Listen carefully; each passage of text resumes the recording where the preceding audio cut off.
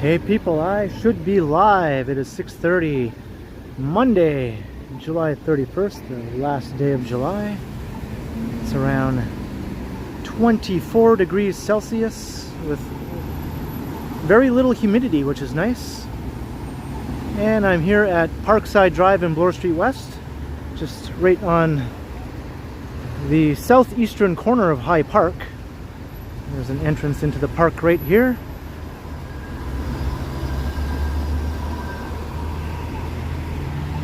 And we're going to be taking a 7-mile walk. I kind of calculated a route that would come up to around 7 miles to sort of correspond with the 7 million channel views that my channel just passed. So 7 for 7, that's the theme today. We'll be walking east across the city all the way to the east side of downtown. And I see we got Gertij in the chat. How you doing, Gertij? And Harjot? And at Visit, how you doing? Vivian Johnson, what is up? Jacqueline S. Hello, Colleen. Good to see you. Wesley Torres. Brad Palmer. And Marie Palmer. Both the Palmers are here. Alan K. John Nicholson. Hello, hello. Hello, Candle Arawak. Craig O'Connor, how you doing? Dave in Bangor, Maine. Donna Sheffield, hello, hello. This is your old stomping grounds, is it? And Whitby Dude, hello, thank you very much. Hey, Schnurt Chick from Guelph. And Smitty. John O'Meara, Hunter Stewart Hobbies, Toronto's Doo-Wop Music Guy. Michael K. Michelle Gray, hello. Yes, I heard about your new phone plan. That's pretty awesome.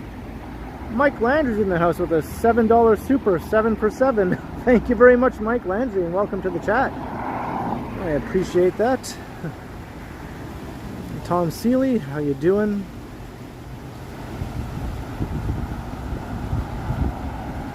Maybe that's all we got for now. Michael K, I think I already said that. So yeah, we're going to start heading east.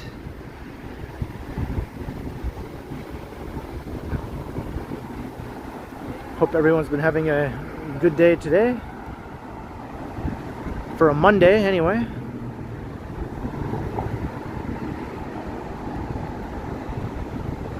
There's a bit of a nice breeze, so that helps me out.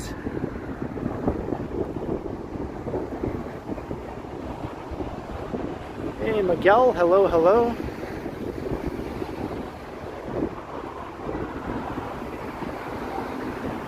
Dave Thomas, what's up?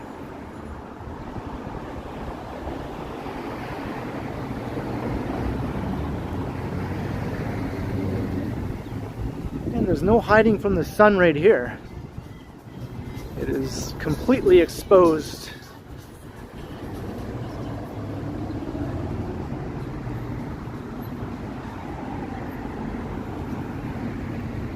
Hey, the Ottawa Wanderer, hello. Welcome to the stream, Davy Bukaj. So it's not disgustingly hot and humid, as I mentioned, so this walk should, you know, be a bit more pleasant than the last couple of walks I did. Hey, Christos.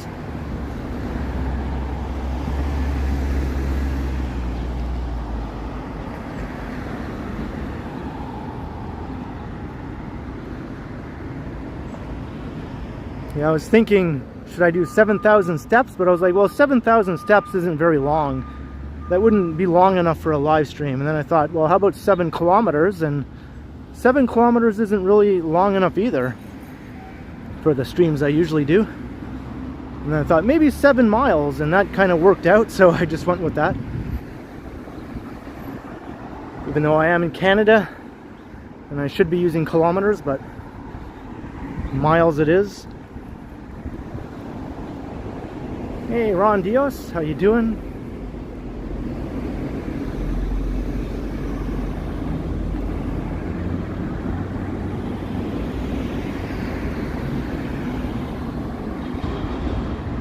Oh, there's the subway train. I just took the subway here actually.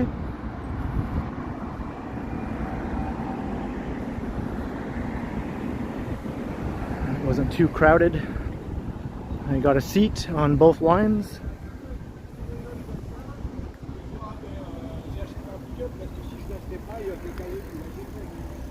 Yeah, we got blue skies. Not a cloud in sight, actually. Look at that. Blue as far as the eye can see.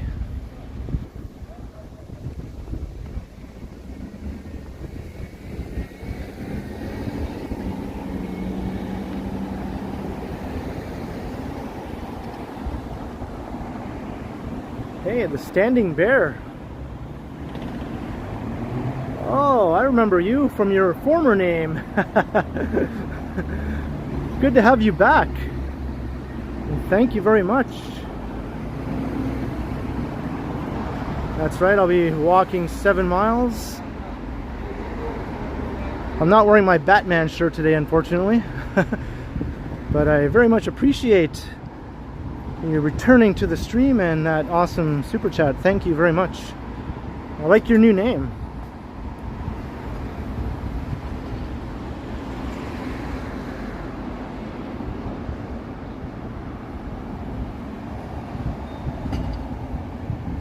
I remember I used to stumble over pronouncing your old name sometimes until I finally got it all figured out.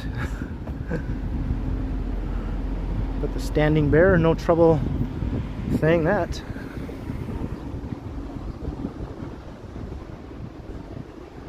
I heard about Paul Rubens, aka Pee Wee Herman. Yeah, that's sad news.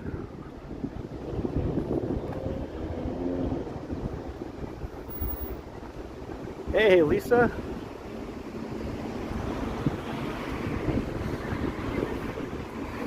I was never a huge fan. I guess I was a bit too old when Pee Wee Herman burst onto the scene.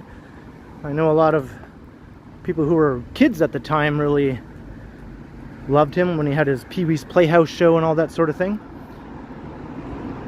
I was already a teenager when that was all happening, and I did see the movie though, Pee Wee's Big Adventure, which is a really good movie.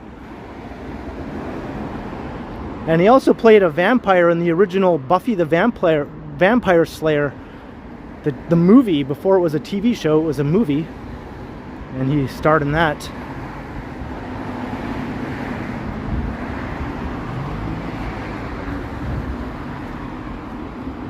Hey Yahya, how you doing?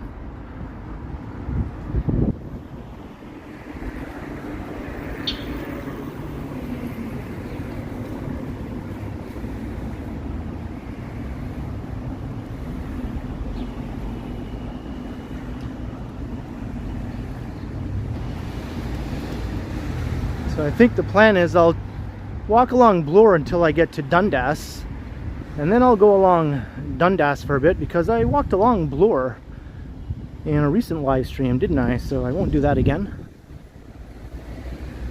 At least not this part of Bloor.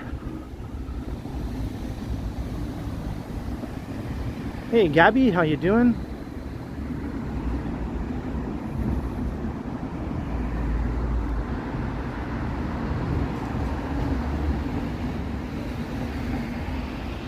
Hey, Slushy Wolf, how you doing?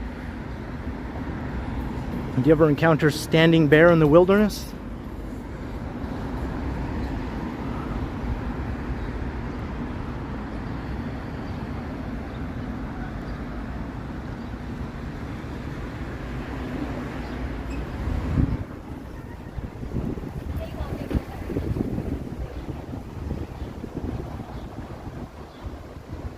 Hello, Marge. Welcome to the stream.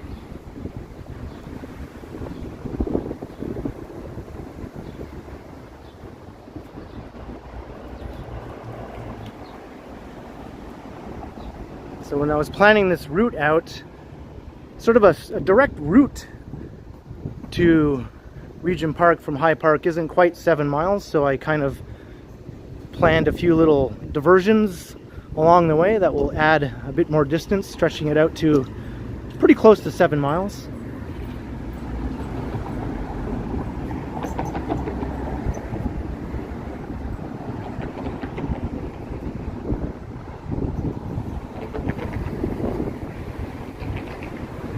Alright, so here's where Dundas and Bloor cross one another. I'm gonna take Dundas to the south, but then it veers eastward again. You love diversions? Yeah, I'm a fan of diversions too.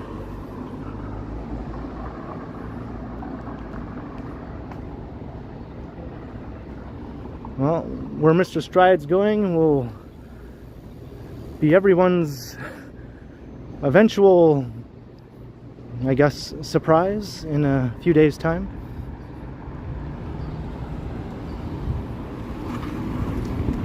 I'm sure everyone has their best guesses.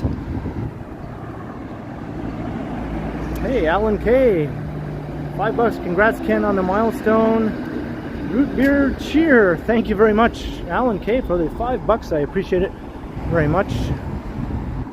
Yeah, it's nice to hit another big round number for the channel.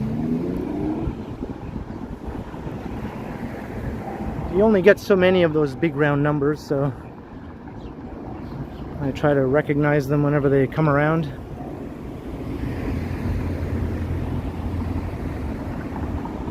Have I been to Conestoga Mall? I've never been, no. I've been to the other big mall in Kitchener though, and like Conestoga's in Waterloo, right? So I've been to the one in Kitchener at the south end of Kitchener.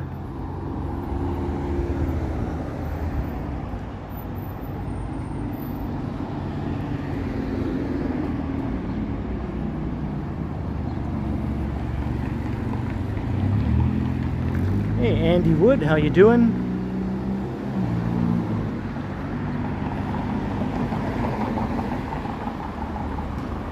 And Maroof.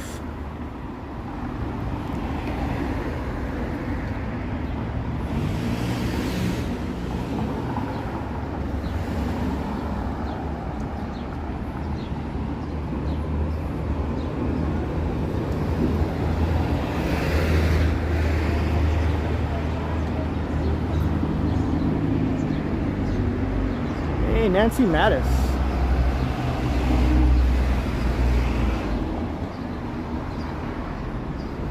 It's not too bad today, Nancy. Only around 24 Celsius, not much humidity.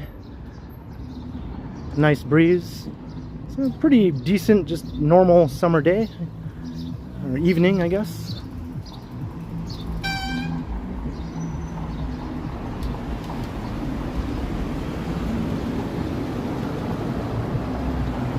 Gabby, yeah, I've been to Blondie's before. It is excellent. I went to the one on Ossington though, but yeah, there are a few more locations. There's one close to where I live now on Parliament Street. We might actually end up walking past that near the end of the stream.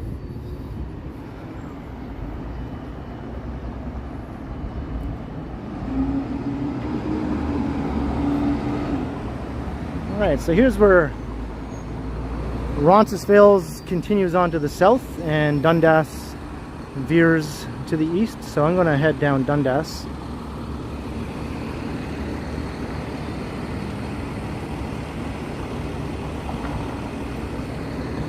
As I also walked along Roncesvalles not all that long ago. It's been a while since I walked down this part of Dundas though.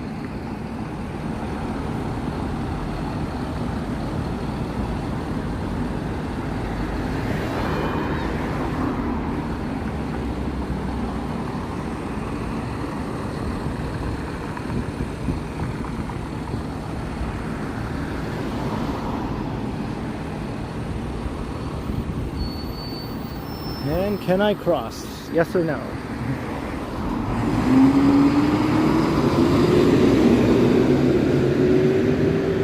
I seem to recall this being a troublesome crossing here, and it's living up to that memory now.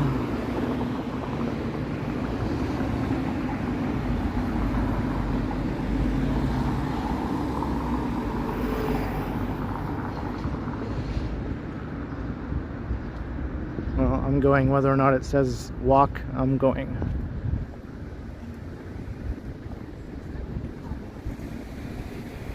Hey, good evening, Kevin Hawthorne.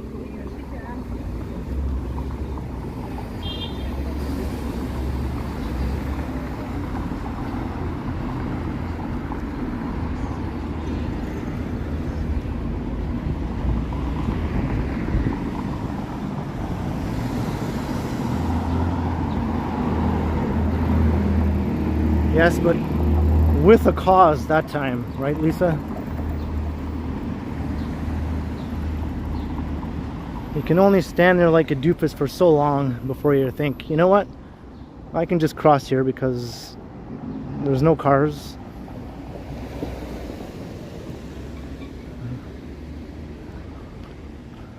Hey, Christos.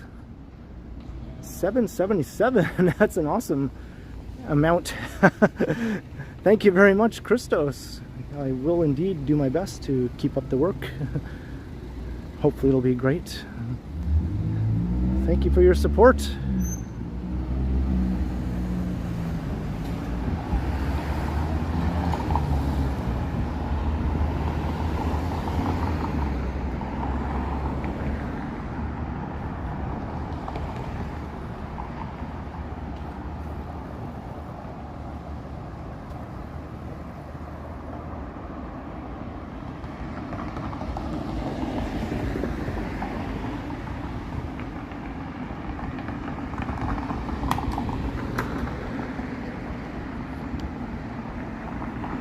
I like this stretch of Dundas. It has a very ungentrified look to it.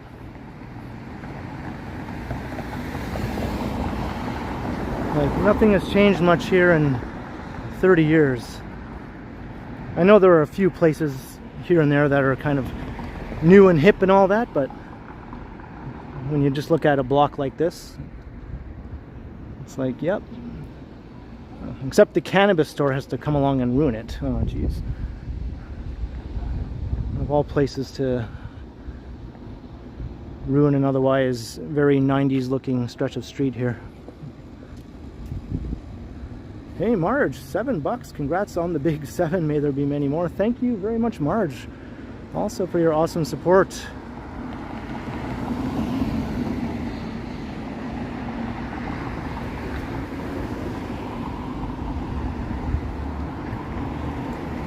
I remember when I hit 2 million views, it didn't seem like all that long ago. Like 2 million channel views. And I was thinking, how long will it take me to get to 10 million? It seemed like it would take forever, but no, I don't think it will take forever. I think I'll get there a lot more quickly than I was expecting to.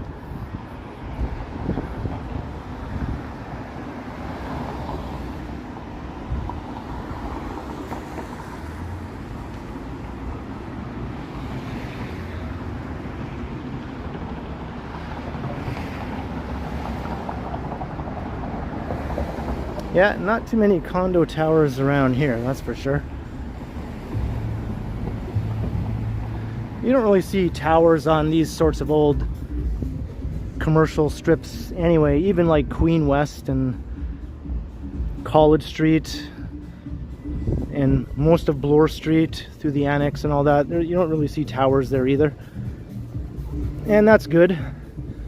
A few intersections here and there near a subway station are starting to see intensification along Bloor now with some towers, but I think that's perfectly appropriate.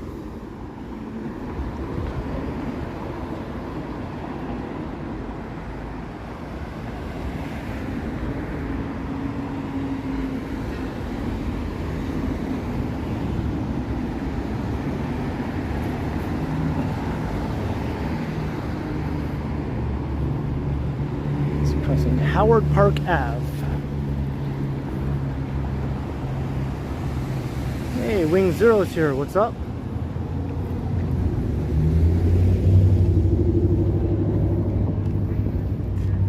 This is a nice little spot here. The Commoner.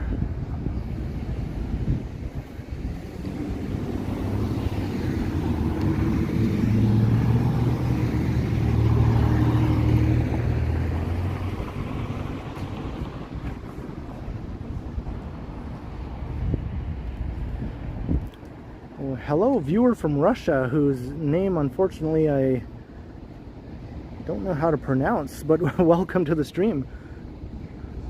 I hope you're enjoying the walk.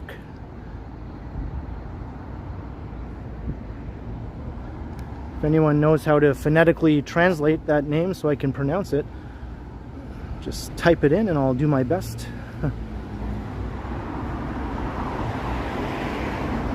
Hey, John Nicholson.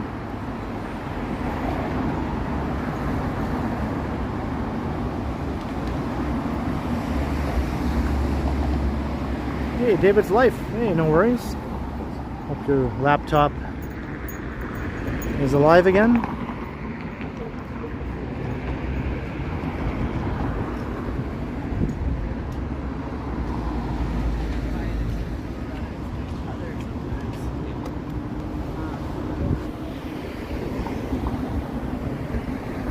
Sergey, all right, thank you very much. So welcome, Sergey, and also thank you, Posey.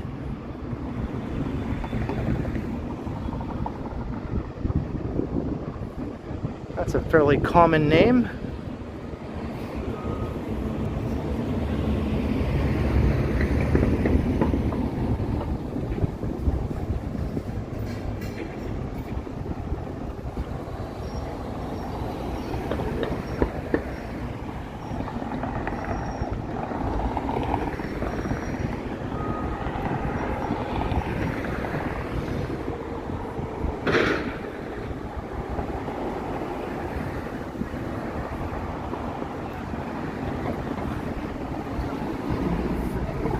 And luckily I'm also walking east at this time. If I was walking west, I'd be walking directly into the sun as it gets lower in the sky, and that would have been a drag.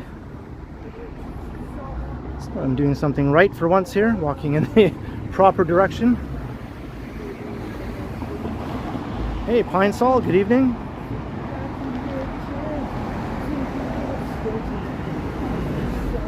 You're in Slovenia, are you, Prosy?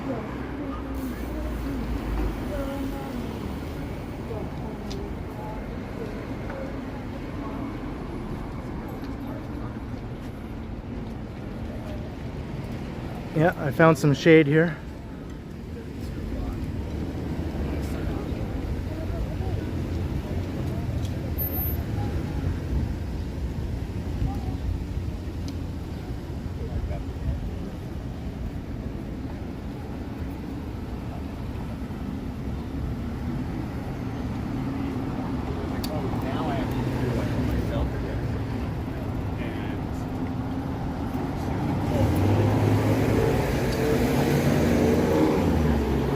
I think this is another kind of the more hip recent additions to the neighborhood here, Tommy's.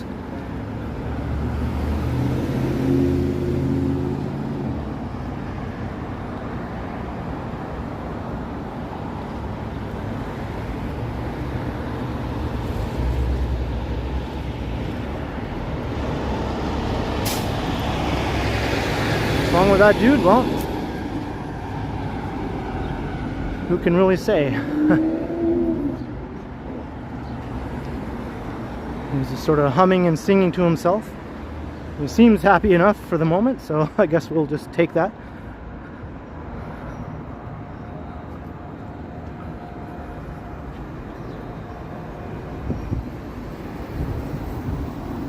And look what I see way far away.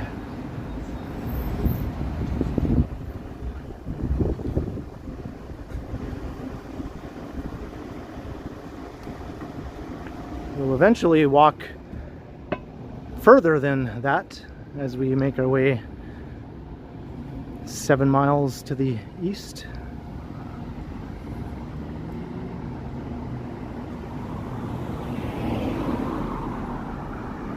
Hey, Robert S.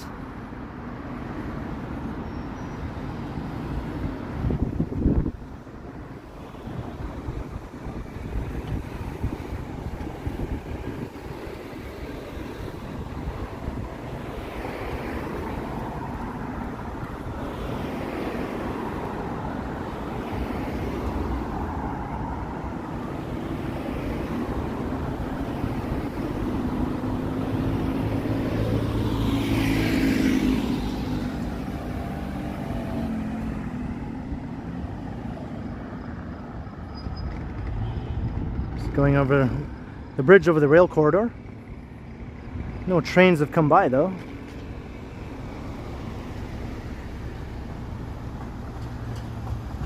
If I stood here for a few minutes though, I'm sure we'd see one.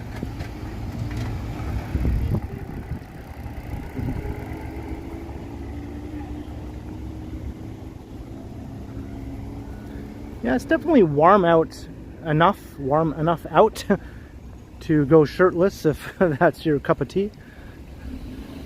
I'm definitely feeling a little on the warm side now, just walking around with my t-shirt.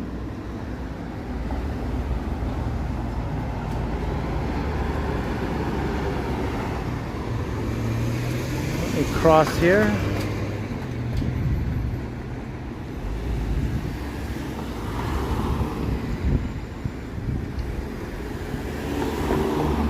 Is that right, John Nicholson? That street is changing enormously with new developments now. Actually, one of the diversions I was talking about is I'm going to take us up onto a little bit of Stirling Road.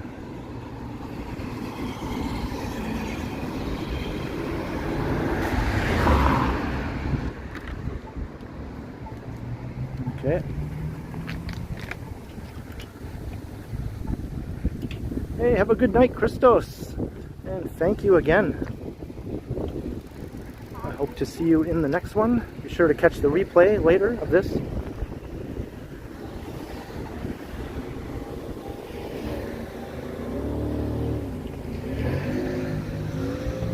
So I'm going to take us along the West Toronto rail path just for a few minutes, and then there's a connection I can take over to Stirling Road. I'd rather do this than walk up Stirling Road and then back down again the same way I came. So it'll be more like a proper non-repeating route. Hey JD, how you doing? So this is just a nice walking path. I did a video walking along the entire West Toronto rail path before. This will just be a short section here we take.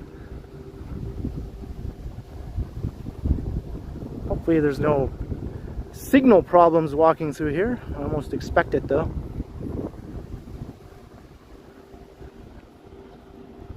Yeah, this walking path goes all along the rail corridor here.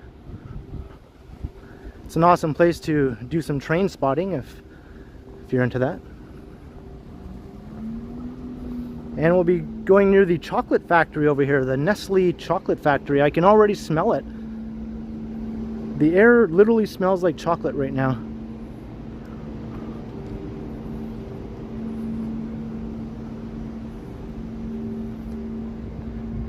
This air in Toronto is good enough to eat.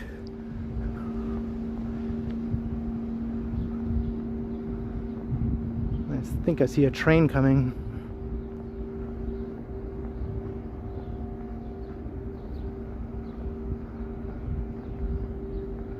We'll get back onto the street though shortly.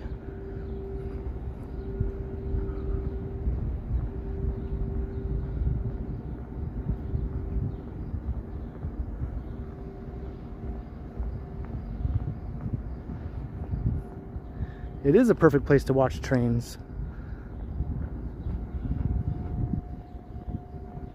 And you can enjoy the chocolate aroma while you're at it.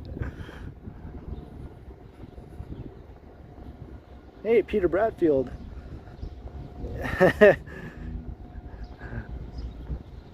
I'm not sure if it's similar or not, but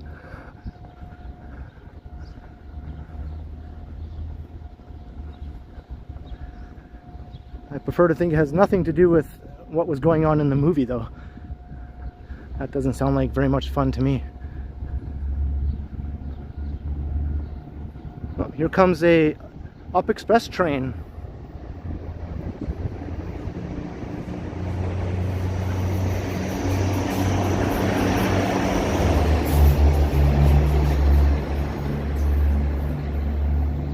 Hey, Lena.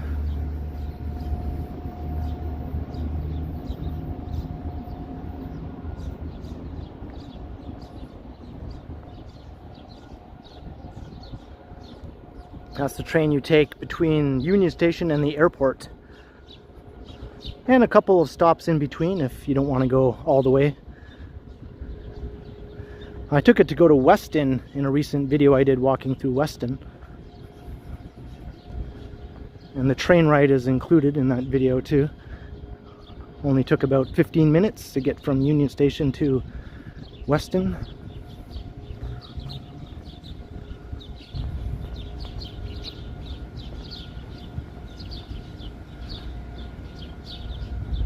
You know, there should be a path where I can take now to get over to Stirling Road. On the map it was a path that was accessible. Hey Rodrigo. And it looks like it is here too. Okay, good. Because sometimes things that look accessible on a map, you get there and you find in real life they're not accessible at all. There's like a fence there or something blocking your way. Hello. Hi there.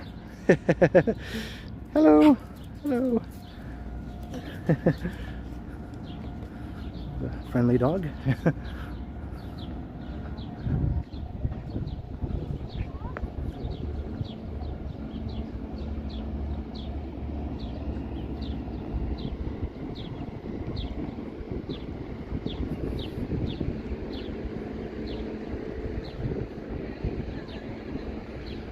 So here's some of the new developments that have sprung up here along Stirling Road. These buildings are constructed of timber, all wood construction.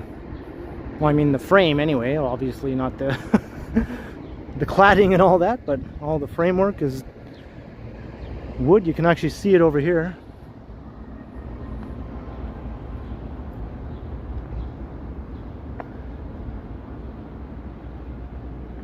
And there are a bunch of buildings like this now going up around the city. You can see the wood framing here.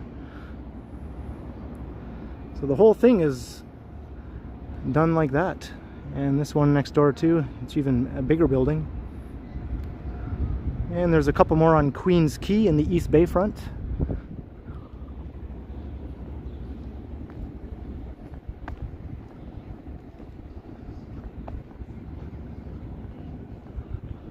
So this is an old industrial area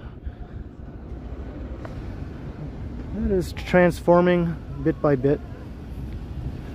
Got some restaurants here, coffee shops, the new Museum of Contemporary Art, which is just up that way.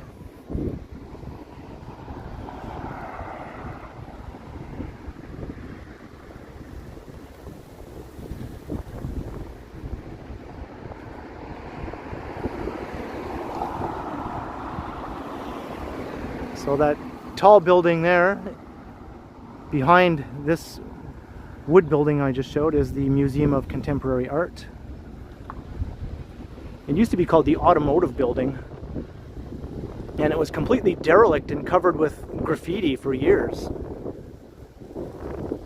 And then it was all revived and spruced up, and the museum established inside, and it looks great now.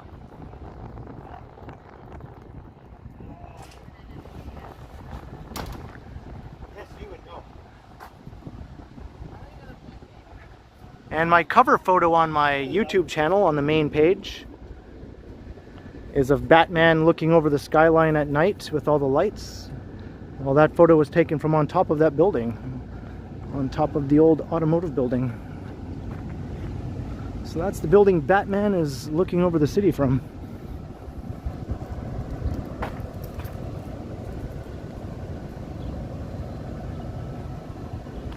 So this is Stirling Road. We're going to head back down the Dundas now.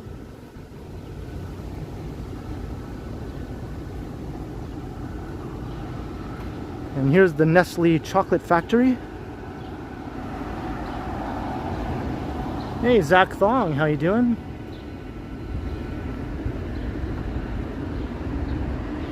This is like a huge facility. It goes across both sides of the street.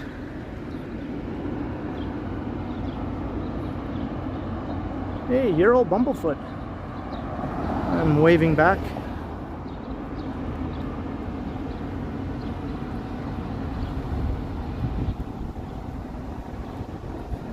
And there's that yummy chocolate smell again.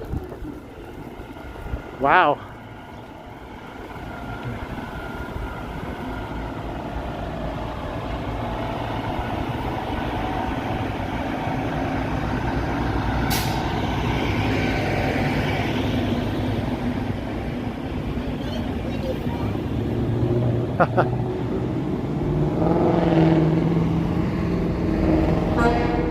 I guess they probably work in the chocolate factory.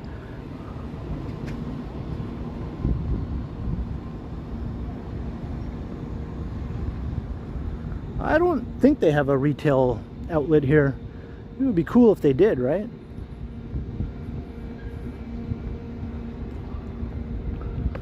I'm sure they'd do mad business. You can see over there, Kit Kat, Aero, Coffee Crisp, and Smarties is what they make here. I'm a fan of 3 of those 4 things. I'm not really that big of a fan of Smarties, but I do like the other 3, especially Coffee Crisp. I actually have some Coffee Crisp minis at home right now.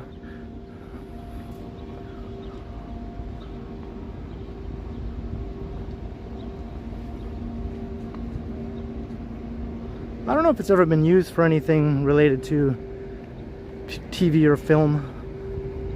This street would be a good location for that sort of industrial gritty look. Wouldn't surprise me.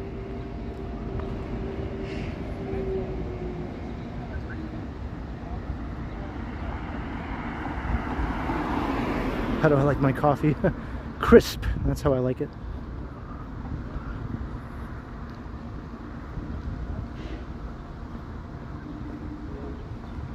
So this was the first diversion. Then we're going to take a straight shot to the east for quite a ways. I'm going to follow Dundas to where it meets up with College. They sort of converge, and then I'll take College Street to the east.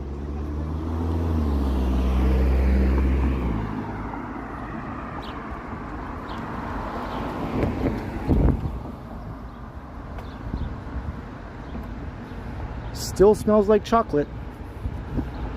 It travels pretty far.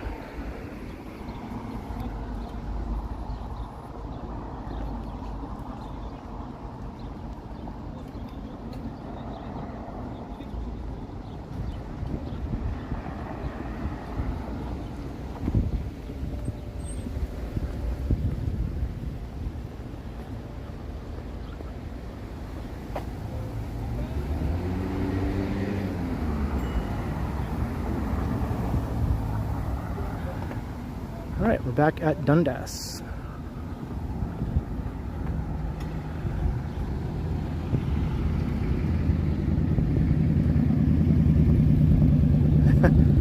That's true, it is a lot of chocolate.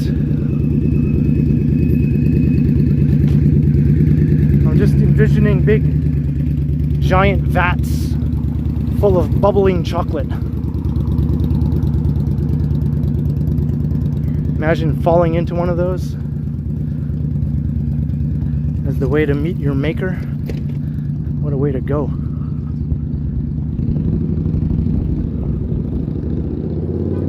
Hey RE, how you doing?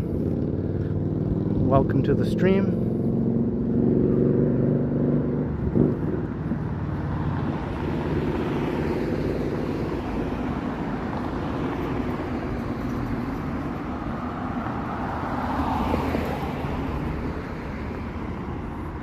Yeah, Toronto's been a pretty popular filming location since the 80s, really. Even before then, it was no stranger to film and TV production, mostly Canadian film and TV production before then. But then the Americans sort of discovered Toronto as a location around the end of the 70s, and it hasn't stopped since.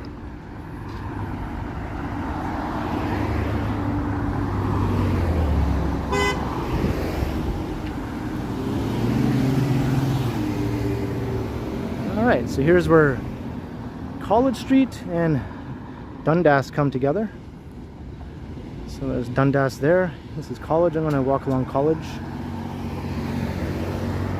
can see we're still pretty far from downtown. You can see some of the towers at Bloor Yorkville way off in the distance.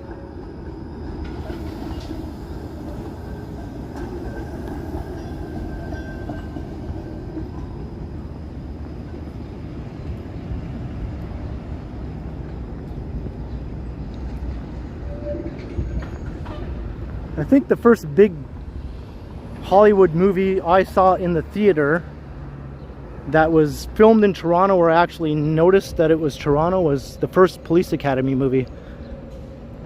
When I was like, hey, wait a second, that's Toronto. I just was like, holy cow. I'm sure there was some before that, but that's the first one I noticed anyway in the theater. I was just a young teen at the time. I guess I was around 14 when the first Police Academy movie was playing.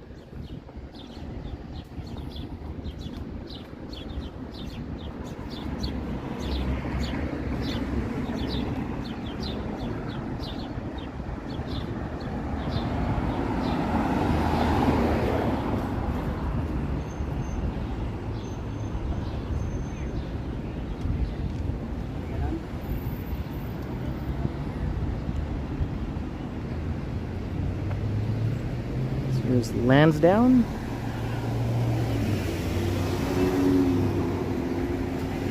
Goethe's, that came out in 1984.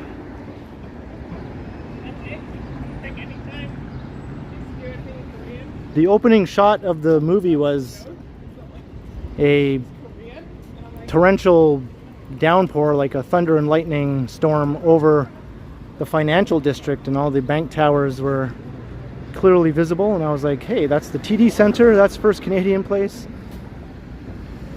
I know those buildings.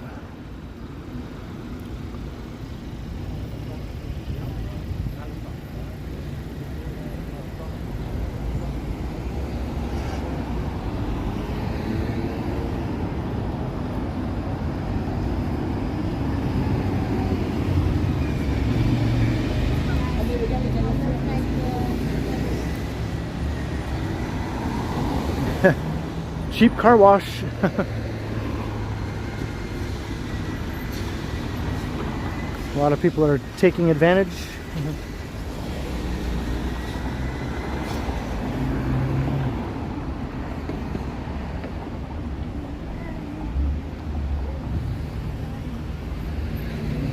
That's right, Matt D. I think the studio is in Mississauga, but obviously they do a lot of on-location shooting in Toronto proper, including that recent episode that was set in Toronto, not just filmed here.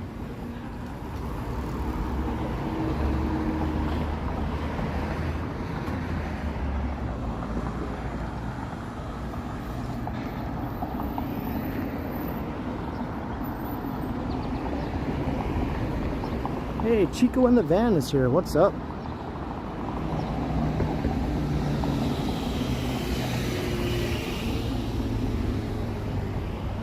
Alright, we're heading east along College Street.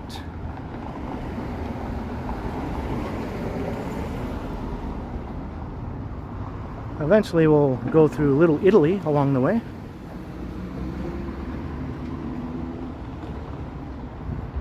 This end here is sort of where Little Portugal sort of blends up along Dundas a bit. I mean along College, along with Dundas, which is just to the south of here.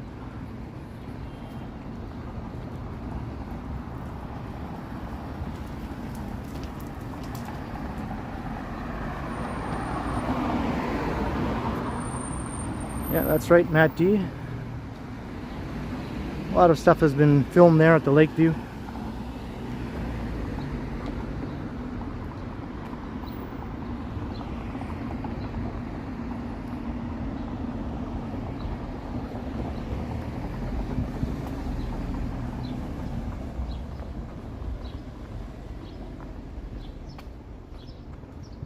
I've never been to a Lakeview lunch, no. I've been in the Lakeview before, but not for lunch.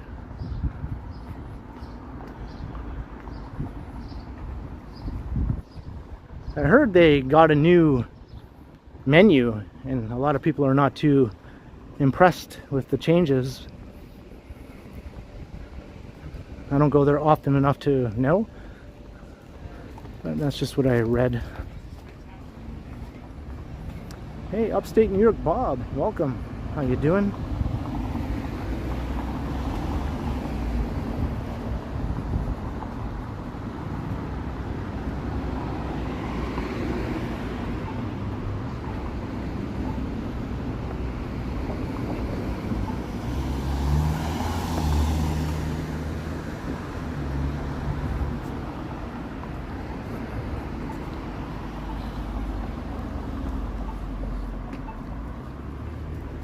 Nancy, there's a number of studios in the city where they do all the indoor sets.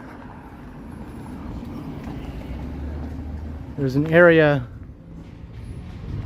east of downtown called the Studio District where there's a couple of sizable studios.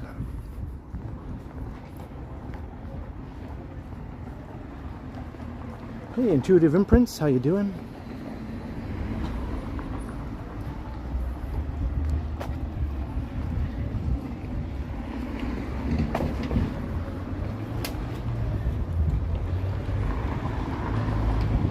Welcome Scott Briggs. And we got unexpected music. I'll just talk as much as I can, and holy moly, look at these shoes. Those are quite the pair of shoes there. I think must be kind of hard to keep upright when you're walking along on those. It's almost like stilts. Hey, thanks Scott. How you? Hope you're having a good night.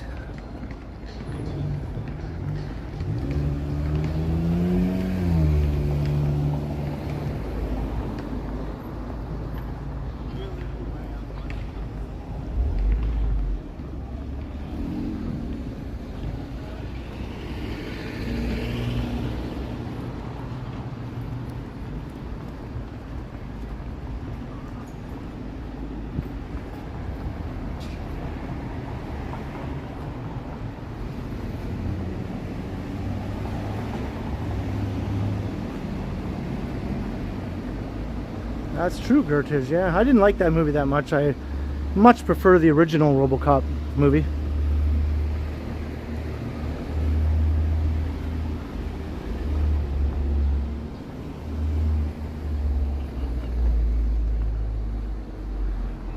One of the weirdest things about the original RoboCop movie is the villain in the movie was played by the dad from that 70s show.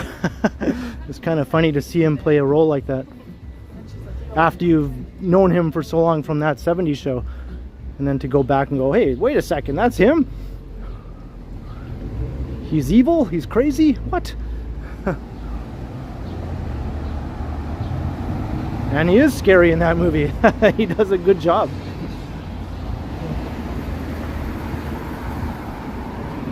He's doing a lot more than kicking your ass or sticking his foot up your ass or whatever you like to say on that 70s show. That was nothing.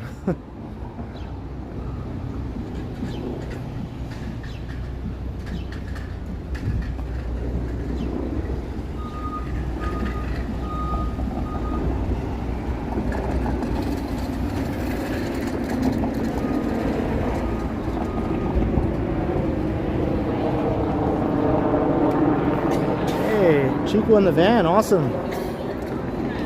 Keep doing what you're doing. Here's Dufferin Street.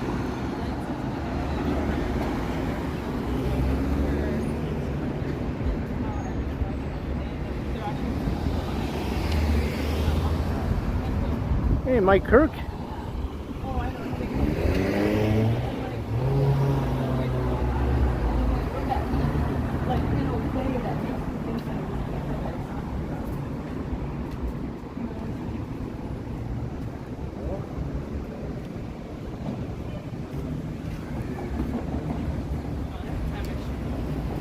Hey, John Gordon, how you doing? You had to subscribe because you got a new phone? You had to resubscribe. Okay, well, thank you for resubscribing. It's always a bummer to see your subscriber count go down instead of up.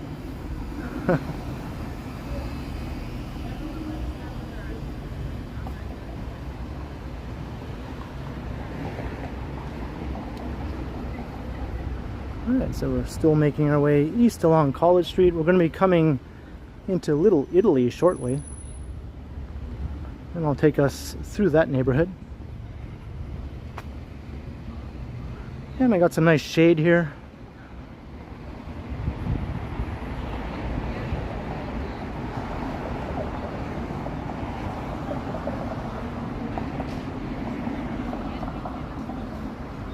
Hey, Kelly Roach. John G. Sirwick.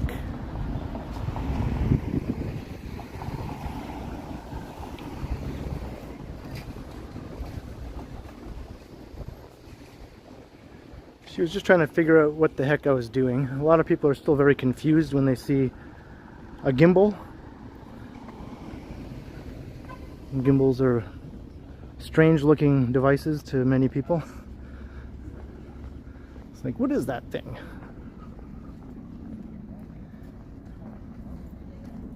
Hey, Mike Choi, I agree, there should be more of them. More big ones, anyway.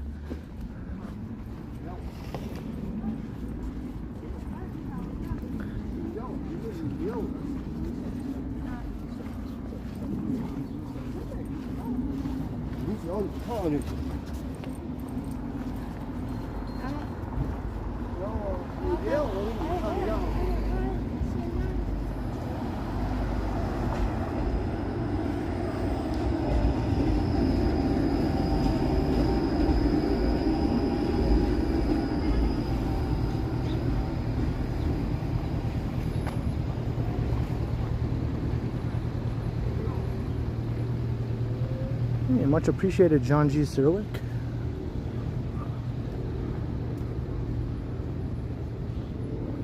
As long as you keep watching, I'll keep streaming. It's very nice older apartment buildings.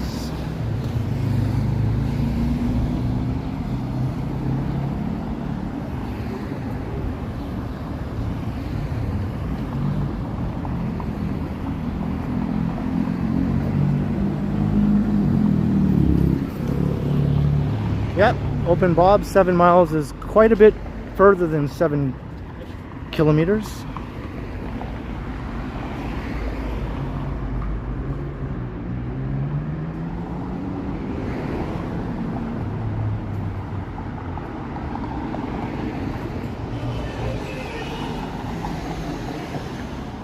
I will walk 7 long miles.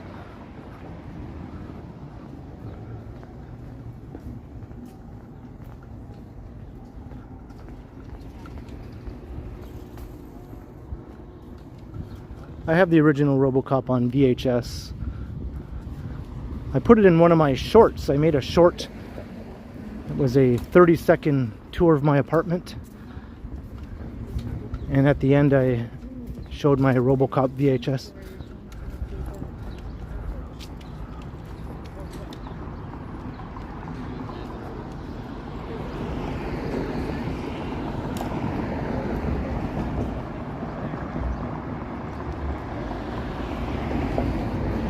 Yeah, it's not so bad today, Open Bob. I mean, I'm hot, don't get me wrong, but it's not oppressive or humid.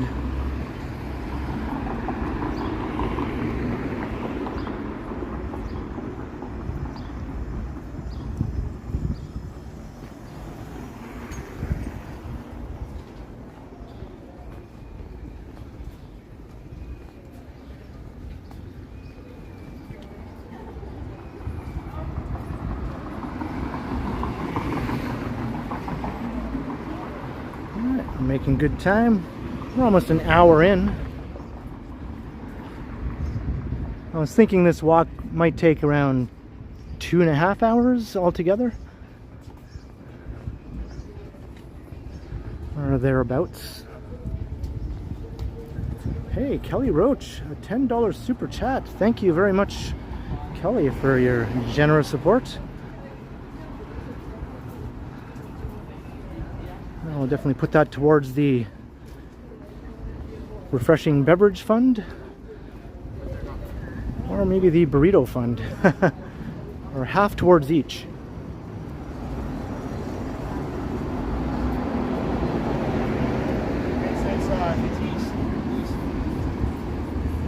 Okay, yeah, come here in front of the Starbucks. Go in front of the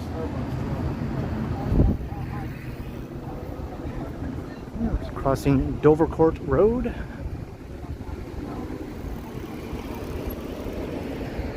There's the local Y.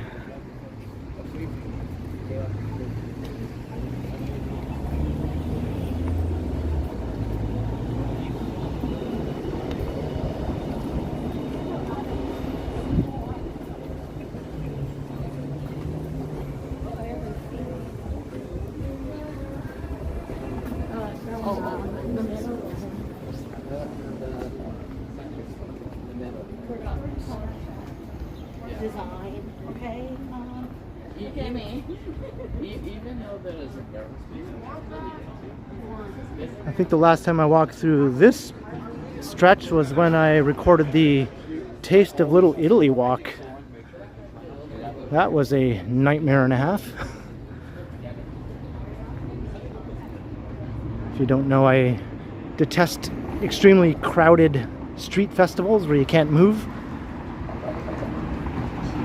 And that's pretty much what it was. I'm debating whether or not I want to even do a video of Taste of the Danforth this year. It's going to be just the same, but worse. Is that just the same then if it's worse? I guess not. It's going to be worse. Let's just put it that way. Taste of confusion, yeah. It's the latest song by Genesis.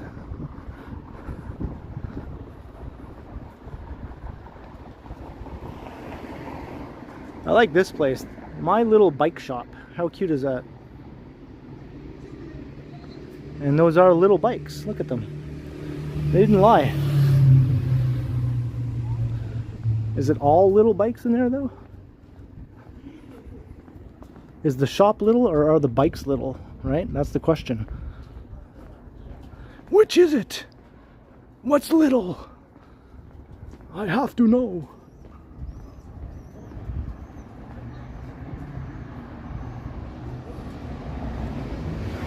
Hey, David's Life. Hey, keep at it. Eventually people will start noticing.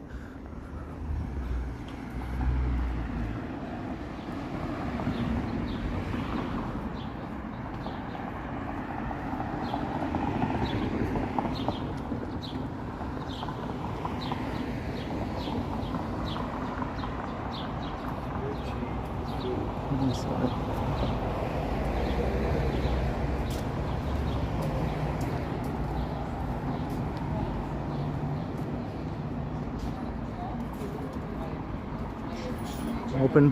Bob, let me know what you find. I don't think I'll be able to sleep tonight until we get to the bottom of this.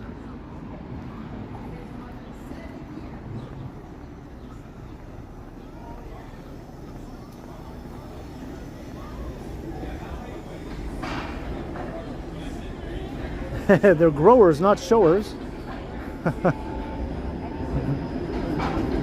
Look at this store. Look at all this stuff.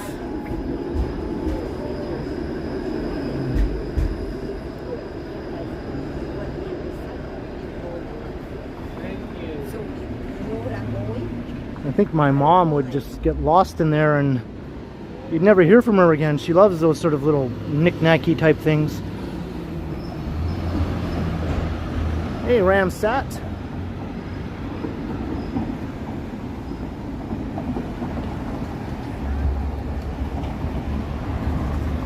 Hey, Queen West, the weather is very nice.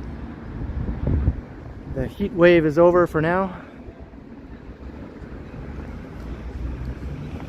So Ken will not be doing beach today. But I did do beach the other day, like Kens are supposed to do. Maybe you get that, maybe you don't.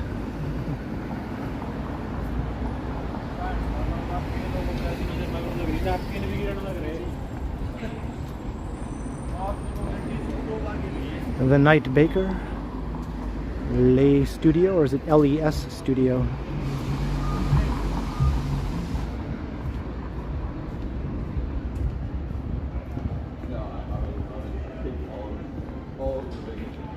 Yeah, I think once the sun goes down, then for me it'll be ideal walking weather.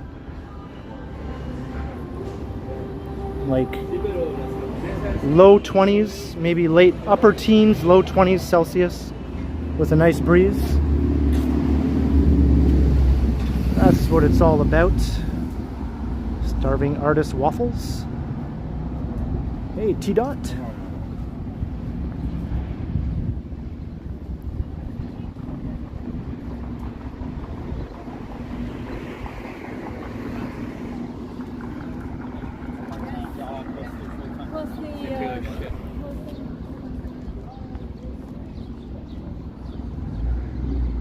Pizzaville here, competing with Gino's Pizza right there. I've had Gino's, I've never had Pizzaville though. I'm not too keen on Gino's, so I'll just give that one to Pizzaville, even though I've never tried them. Maximum one, I suppose there are. I think there's probably as many buffets as you could probably want.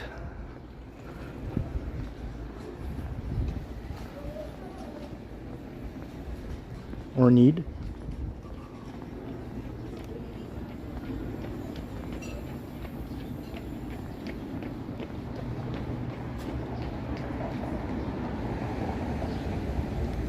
Well, we see some clouds now. Before there was not a cloud in the sky, but those are the nice fluffy clouds. I don't think we have to worry about that.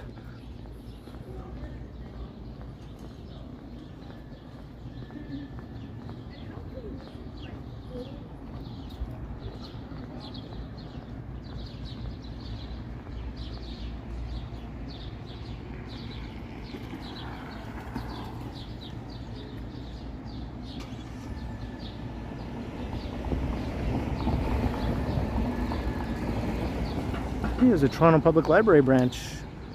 I don't know if Jeanette knows about this one.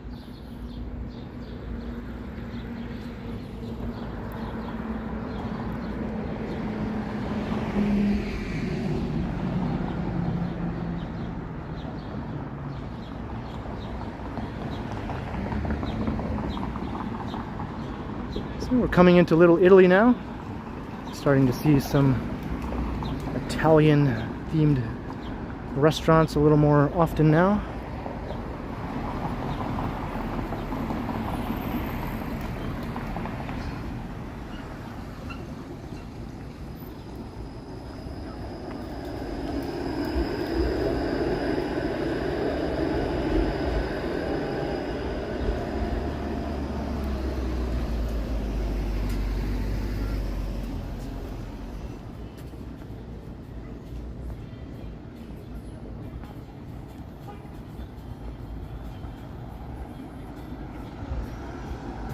Mike Choi. It's kind of an awkwardly asked question, but if you're wondering if there's a gayborhood in Toronto, there is, on the east side of downtown. It's called Church Wellesley Village.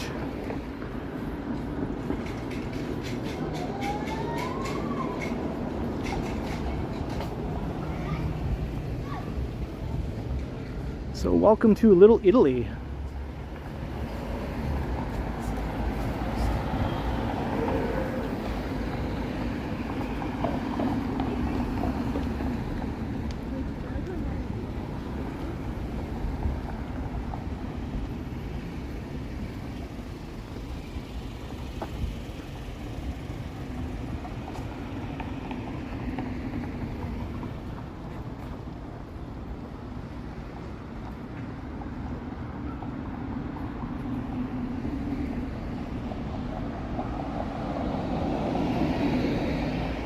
Yesterday was Arnold Schwarzenegger's birthday. You know who else's birthday just passed? Geddy Lee from Rush. He turned 70. So I don't know if Geddy ever watches walking channels on YouTube, but hey, anything's possible, right? He does live in Toronto. Maybe he would like to check out some Toronto walking channels sometime. You never know. So happy birthday, Geddy Lee, if you ever see this, although I doubt you ever will. But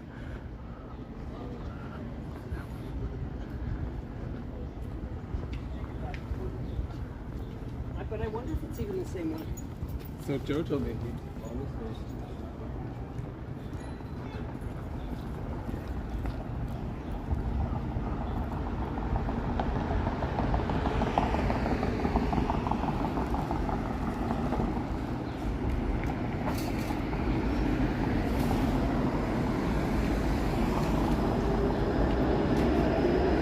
We saw Rush in Chippewa. Well, that sounds awesome.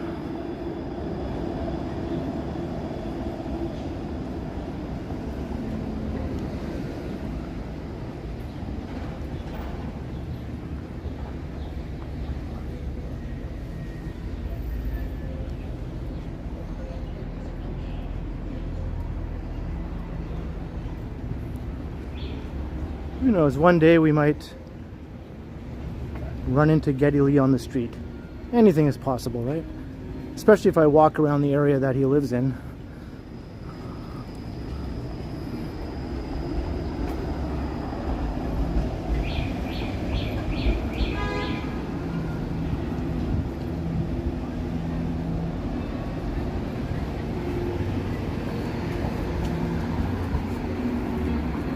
Was that Geddy? Oh no. No, not Geddy. How cool would that have been if that was Geddy? Just slapping the bass. That's what he'd be doing. He'd be slapping the bass on the corner. Slapping the bass.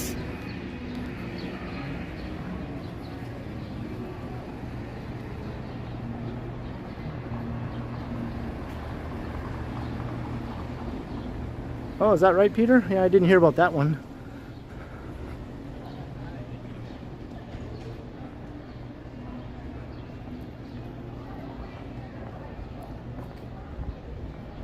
So I'm kind of in the heart of Little Italy now.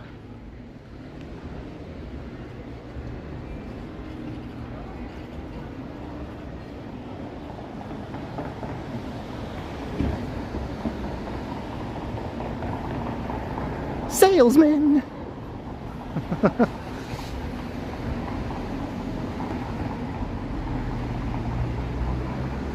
Here's the Royal Theatre, landmark of Little Italy.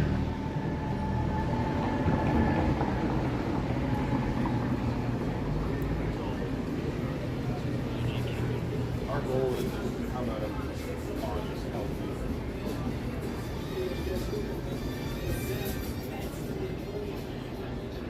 Yeah, it has a very cool marquee. Doesn't seem like there's anything playing right now though. But most of the time there will be a movie. Art house type films. Second run type movies, that sort of thing.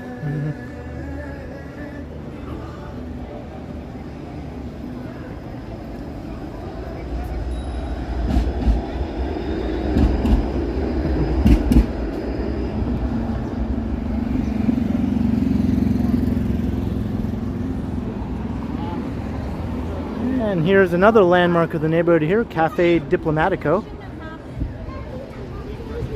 I think I've been to this restaurant more than any other restaurant in Toronto in terms of repeat visits. To actually go in and sit down, not just take out like Burrito Boys, which is how I usually get my burrito, but an actual, let's go sit down and eat at a restaurant, that's the one. It's an awesome, awesome place here. Right at the corner of College and Clinton. It's been here forever, like decades and decades.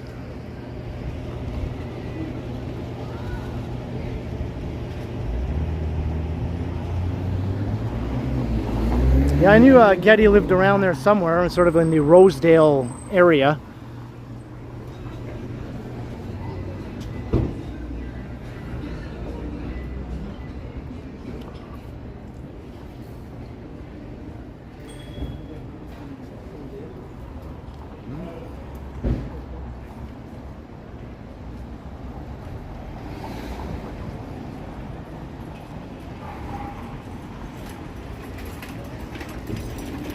And there's the Burrito Boys, speaking of which. I heard that Burrito Boys location has gone downhill though. That was the first one I ever started going to when I first moved to Toronto, because I lived on this side of town at first before I moved to the east side. And I thought it was good back then. I was a regular customer, but word on the street is it's not as good anymore. I don't know. Who knows if there's any truth to these things?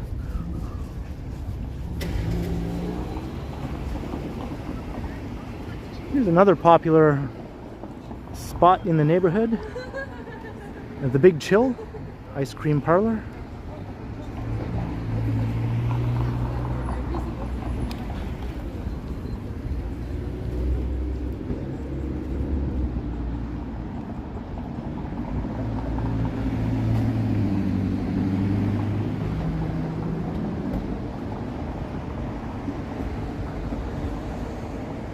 Lobo. Can't say I'm familiar with that singer, Peter. Well, happy birthday to Lobo in any case.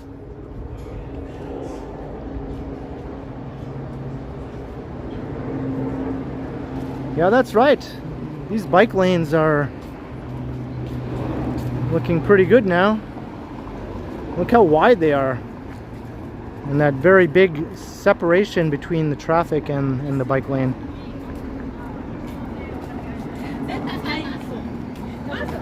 And on both sides of the street too, not just one side.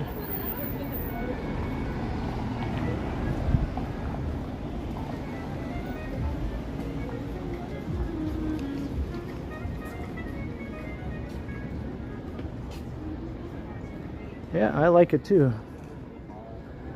Beats the Sharrows they used to have anyway. You can still see a remnant of the old Sharrows here. That's all it used to be, just lines painted on the side of the street.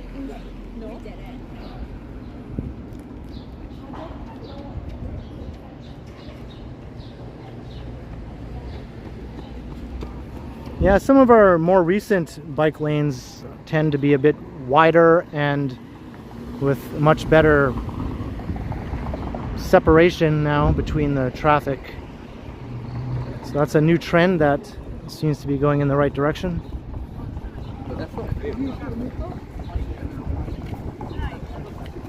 Hello. How are you? Hey, what's up? Got like a whole convoy here.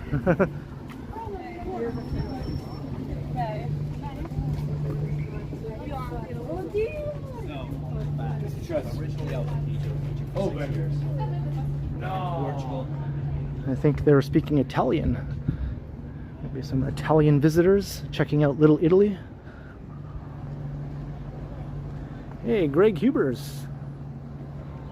It is a very lovely evening.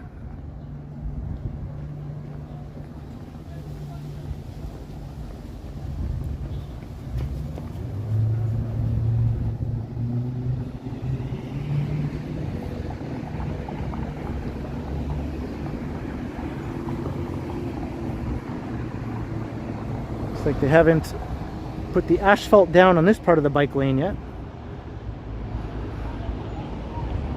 Hey, Rob MNR, how you doing?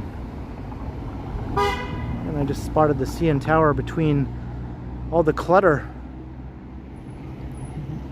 One thing about Toronto is there's lots of overhead clutter. Poles and wires and all that sort of thing, but sometimes you can catch a glimpse of something cool between all the clutter. And of course all the overhead streetcar wires and all that sort of thing. So some of it does have a purpose. Hey, welcome back, Alan K.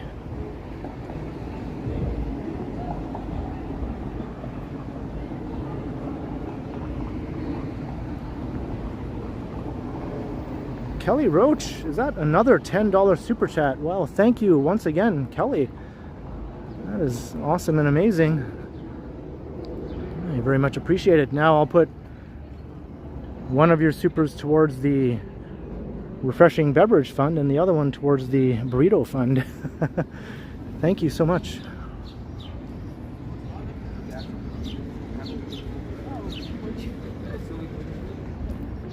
This is live, Rob. We are live and in action.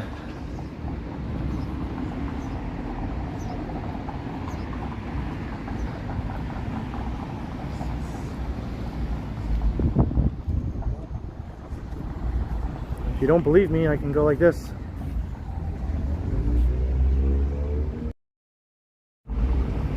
Hey Rob, we're live. This is all happening right now.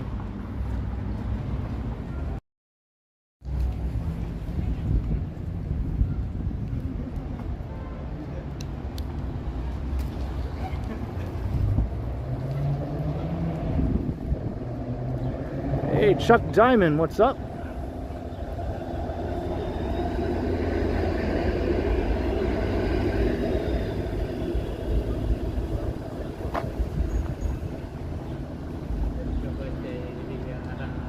Profit Pre, that's right. Regent Park has been completely transformed, except for one old section that's left, right along Gerrard Street. But other than that, the rest of it has been completely redeveloped. Hey, Heron Song 1977.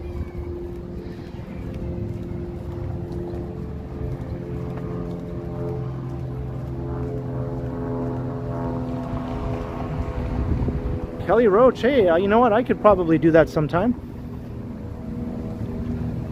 I did do a late night Yonge Street walk just a few weeks ago, but it wasn't quite that late. It was like around 10 o'clock at night, but I imagine sometime I'll be up for a later Yonge Street walk.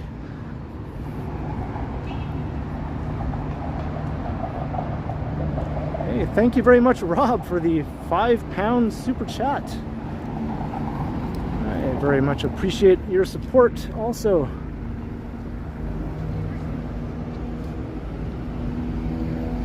We're at Bathurst. There's Sneaky D's, legendary venue and taco place. Or not tacos, nachos. Nachos, not tacos. All right, we got that straight? Okay.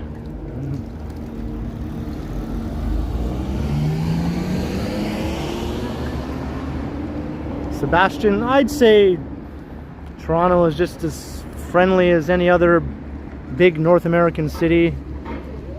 About as friendly as you would expect a big, busy city to be, where a lot of people are kind of in a rush at times, you know?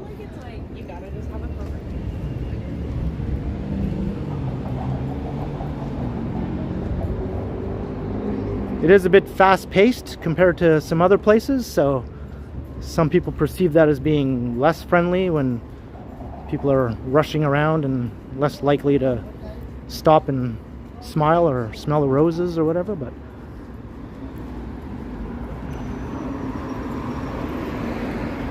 I think once you do get to stop and talk to some local people, you'll find that they're very friendly.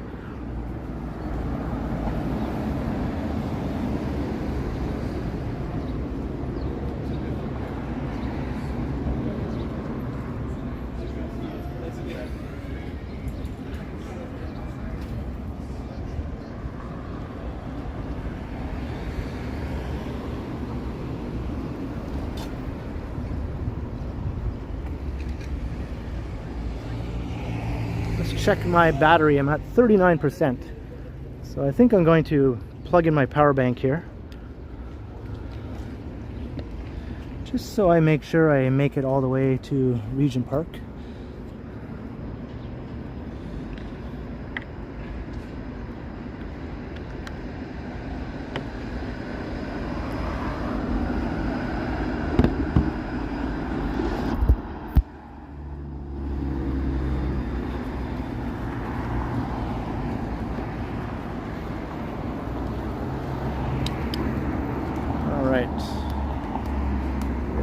plugged in.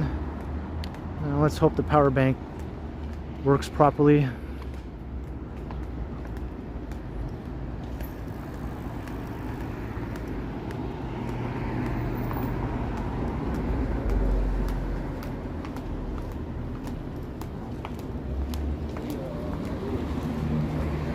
It's my favorite spot downtown.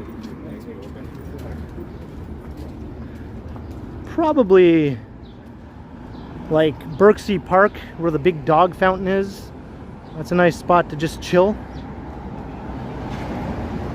And lots of people always hanging around. Yeah, I like that spot. That might be my new favorite spot since that fountain opened anyway. And Kelly Roach, another $10. Holy cow, Kelly. You're spoiling me here. Thank you so much once again. I'll put that towards the ice cream sandwich fund.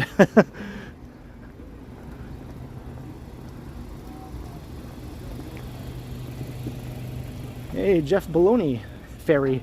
I almost forgot to say the ferry part, and you were just Jeff Baloney.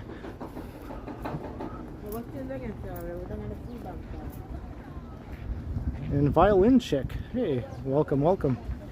Moving to Hamilton. Oh, well, that's awesome. I hope my videos help you out. You're going to be just a hop, skip, and a jump away from Toronto. On the GO bus, it took less than an hour last time I took that. It takes a bit longer on the GO train, surprisingly, but in either case, it's a pretty fast ride.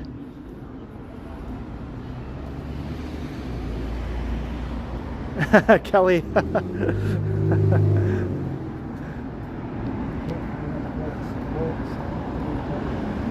We'll try to tone it down a bit.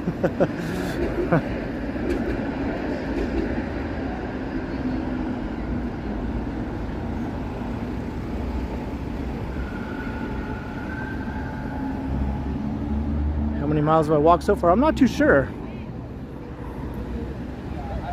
I'm guessing maybe like 5 miles.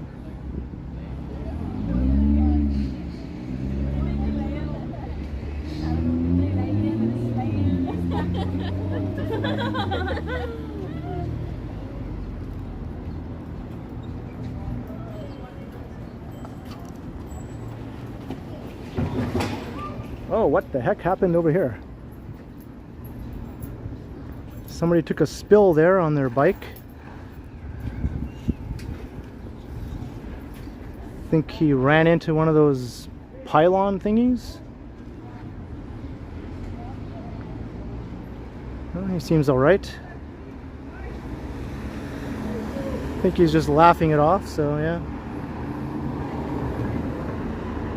I don't know if the person behind him was involved in the crash or not. Yeah, he's okay. He's getting back on. Looks like he hit that cone thing somehow, yeah. I just heard the big noise anyway. I never seem to catch these incidents on camera. Another time something similar happened and I didn't catch it on camera. I just heard the noise and turned around to look after the fact. There's looking south down Augusta into Kensington Market.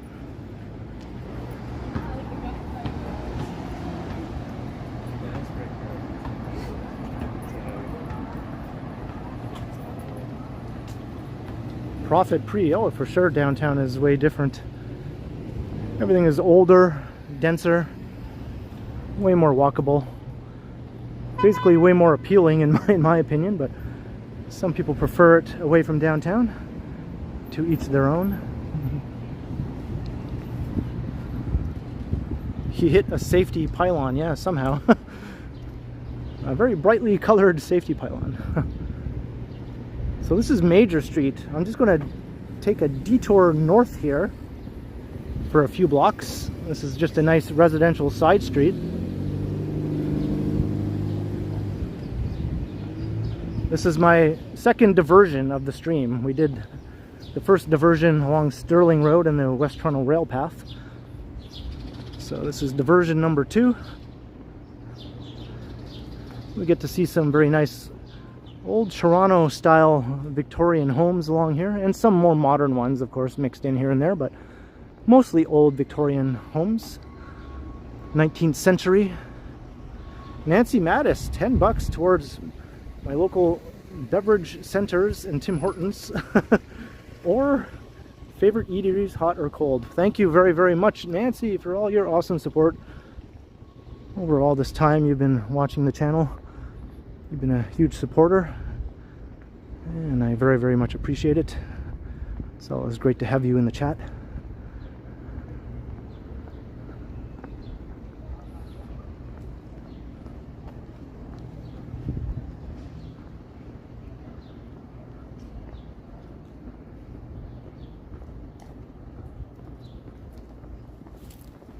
Hey, Tom Bikes 416, what's up?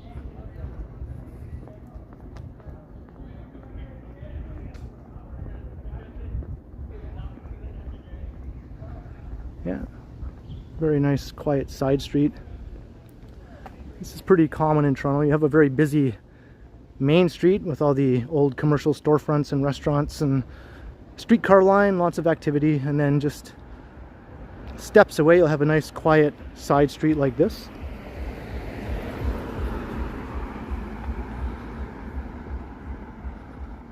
But it costs a lot to live on these streets if you're buying anyway, and or renting for that matter.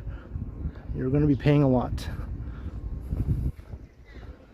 A lot of these houses are divided up into multiple units, so it's not really a strictly single family neighborhood by any means. Lots of apartment dwellers, and lots of the houses, as you can see, are attached together. Sort of like row houses, semi-detached.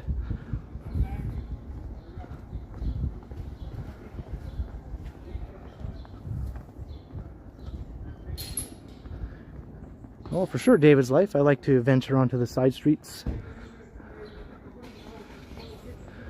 This is very Toronto style here, right? Have the old attached houses with the high peaked roofs.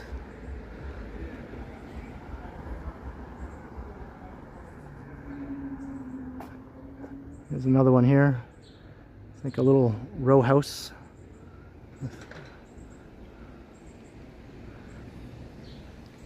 Quite a bit different than Buffalo's residential neighborhoods, which tend to be wood frame houses with siding more often than with brick, and on larger lots, and they're often fully detached, right? In Buffalo, you don't see a lot of attached houses. So I've done some Buffalo tours around on Google Street View, checking out the neighborhoods.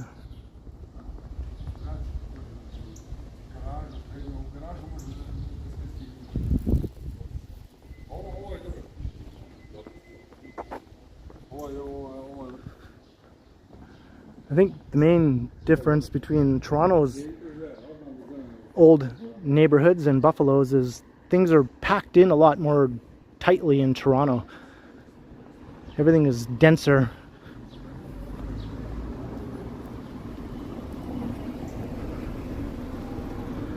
They really pack the houses in tight.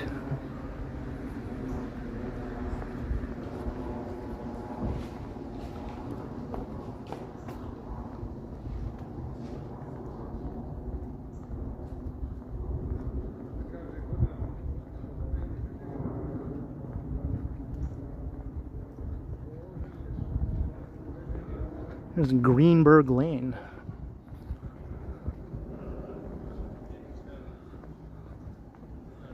I've never walked along this lane before. I've done walks through lots of the laneways through here, but not that one.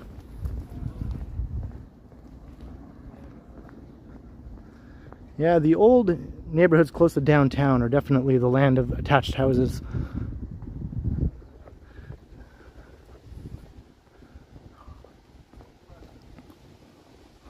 Like sometimes you wonder why they're even attached. Like these two.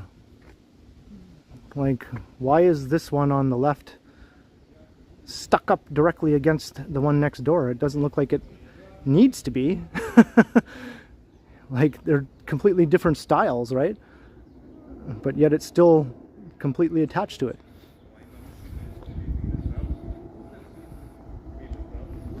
Hey, Harjot.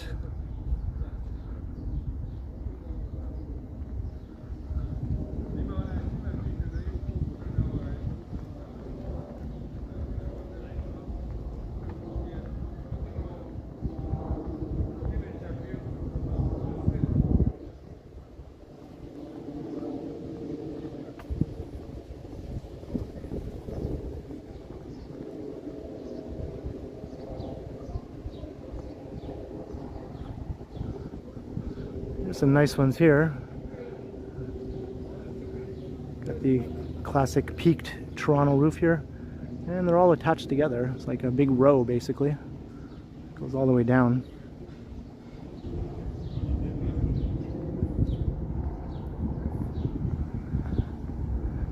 That style of housing is called bay and gable. It's like a housing vernacular that's pretty unique to Toronto, actually. I think it even has its own Wikipedia article.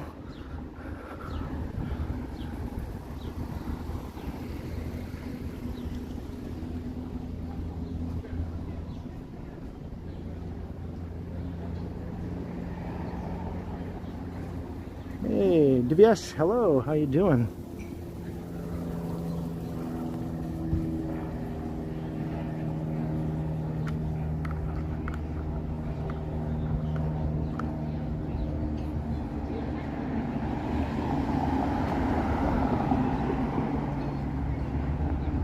Here's Harvard Street.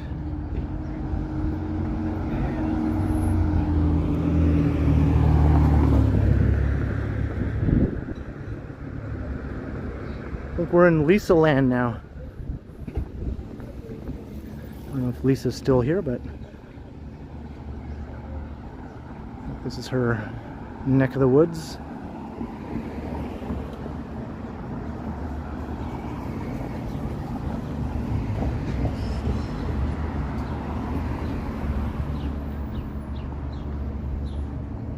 Hey, awesome, Divyesh. I hope you enjoy. It's always nice to kick back.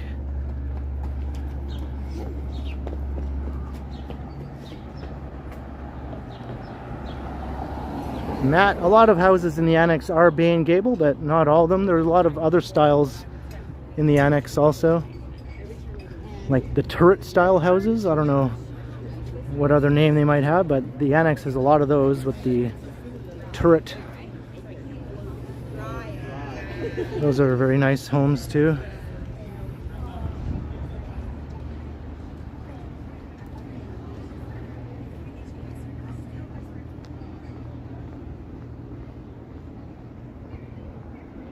Here's some old bay and gable homes on Harvard Street that were converted to commercial uses. Got a pizzeria here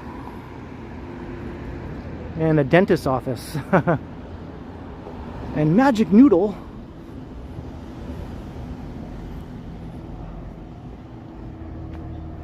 Hey, Will Chan. Yes, it is a good day.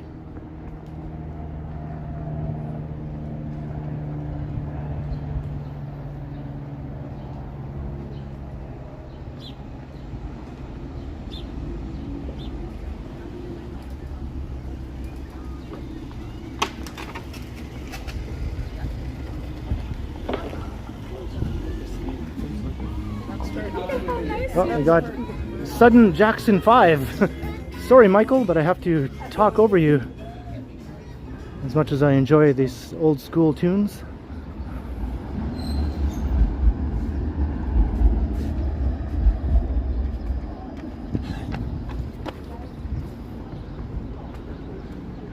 Yeah, lots of street art to be seen all around the old neighborhoods around downtown.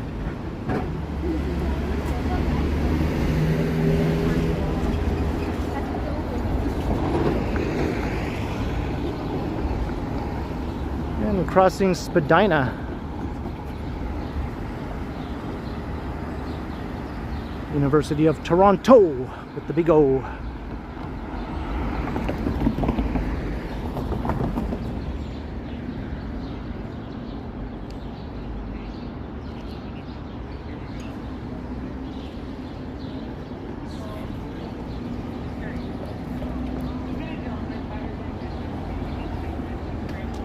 Hey, the happy-go-lucky one. How you doing?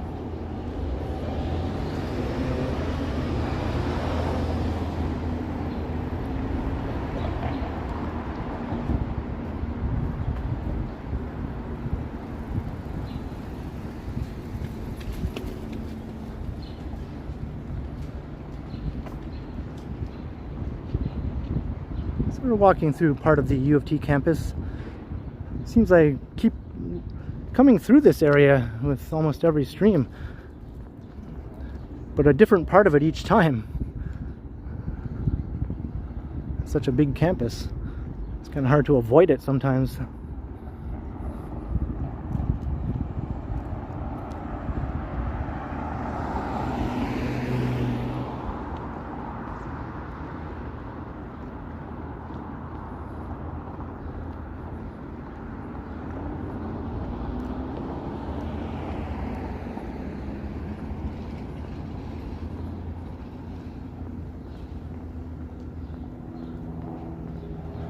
So I think the plan now is I'm going to head right over to Queen's Park, and then we'll cut across Queen's Park. And then I'll make my way north up to Bloor Street, and we'll walk through the Mink Mile, the luxury shopping area along Bloor Street.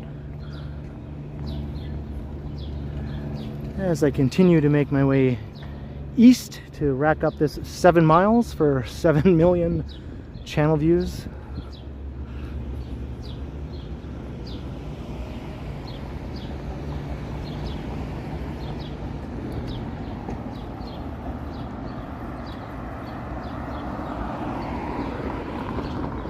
Hey, Z West. Hey, how you doing?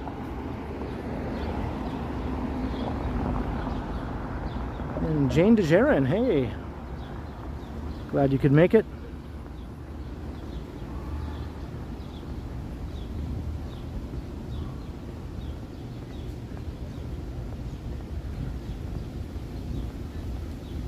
It's a nice shady spot here.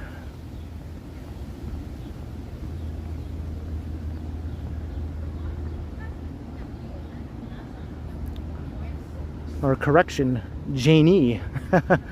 I knew that, it just came out wrong.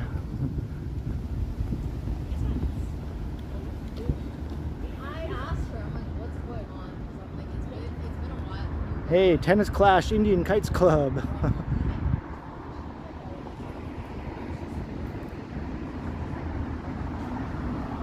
5:40 a.m. Wow. I don't think I've ever watched a live stream at that time before. So kudos to you for doing such. I think the latest I ever watched someone's live stream was around 4 a.m.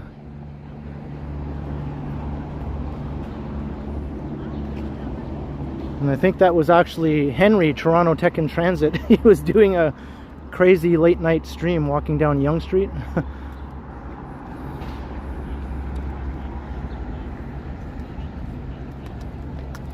JD, literally sometimes seconds, sometimes 5 seconds, or even like 4 seconds. Like, it's ridiculous.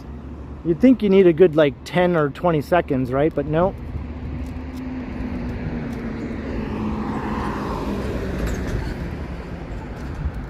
Hey, Novel Costs. Yeah, I thought I'd do something fun. Although I've done other walks before, I think, that were more than 7 miles, but this one had to correspond with that number, so.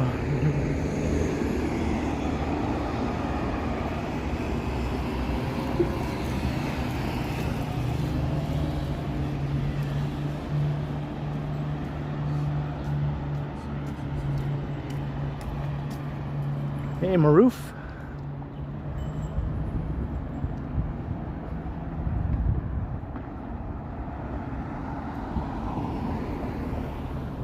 Wesley, I'm going to head to Queen's Park.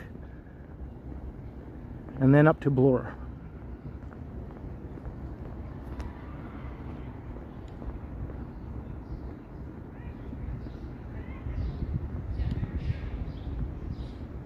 Newmarket is definitely more than 7 miles, yeah. But I mean, I've done more walks, more than 7 miles doing other live streams. I think my live streams that were over 3 hours, which I've had quite a few of now, were all over 7 miles. I don't think this one will hit 3 hours. Vivian Johnson, $10. Congrats on doing 7 for 7. Hey, you're very kind and generous, Vivian, as always, and thank you so much. Once I hit 10 million channel views, now that'll be a walk, right? If I decide to do the same thing.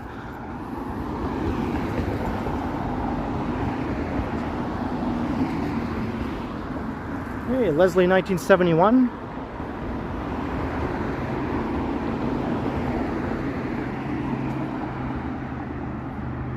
Hey, Jeanette Morales is in the chat. I was mentioning you earlier, Jeanette. We walked past a public library branch that I don't know if you've seen before. It was on College Street.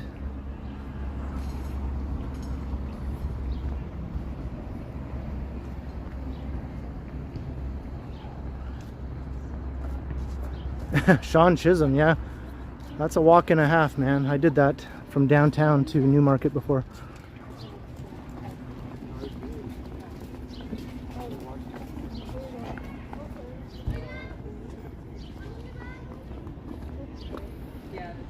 And now we're getting some awesome architecture here.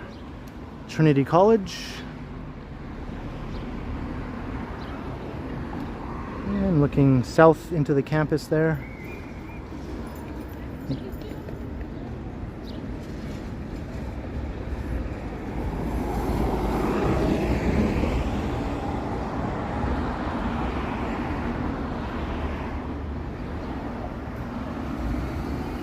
Hey, thanks for the kilometer distance, Novakos.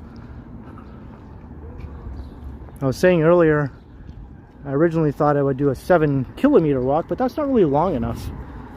That would be a short stream by my standards. So I thought, I guess I have to go with 7 miles.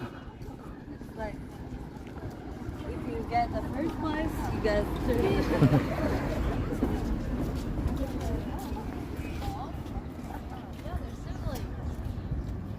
Oh my god, this is Trinity.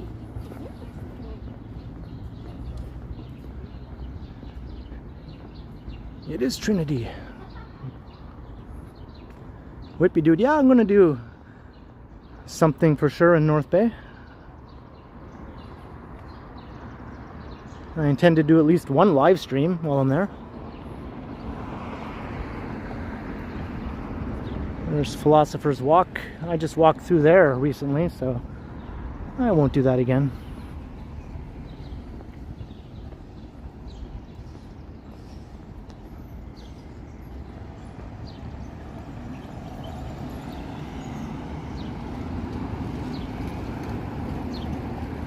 Alright, here's Queen's Park. Queen's Park Crescent.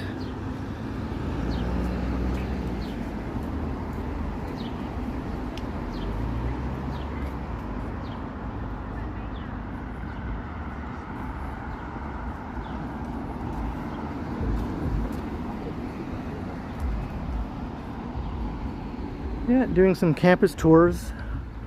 I guess this is the time to do that sort of thing.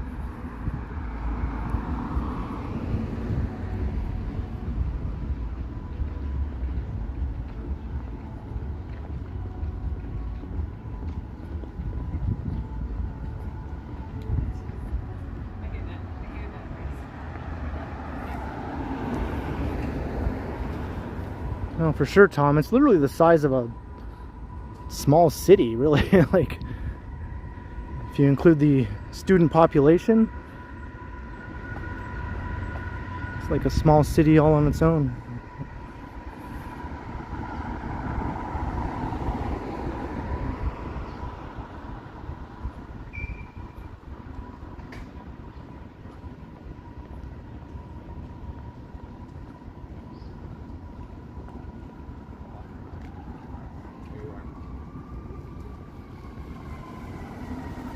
Alright, so we're going to head up to Bloor.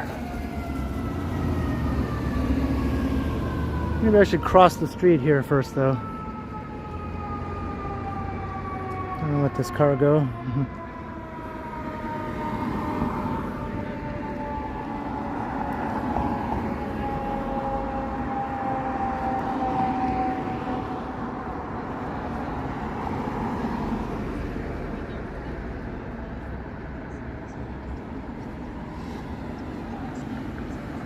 Hey Estelle, welcome.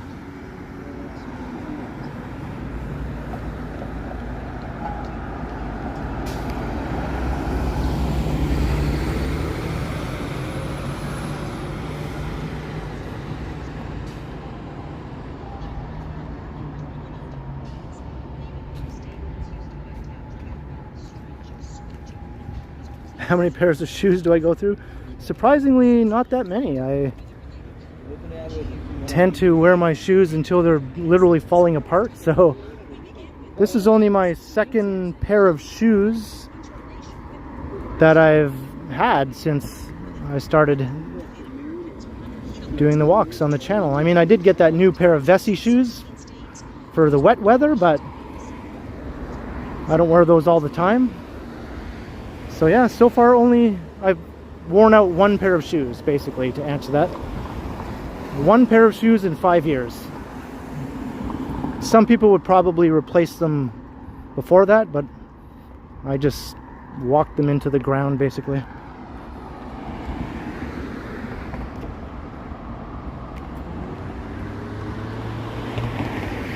DOM, I hope I'm pronouncing that correctly. 27 Real, thank you. Diodato. Let me see that chat, it like jumped up. Diodato from Brasilia, the capital of Brazil. Thank you very much for your support. I hope you're enjoying the walk. I used to be fascinated by Brasilia when I was a kid. I was already into cities, and I used to look at aerial photographs of Brasilia with its very unique layout. It's a planned city.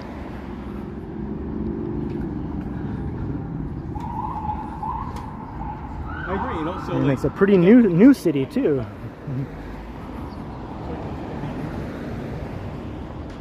Hey Maureen Bruce.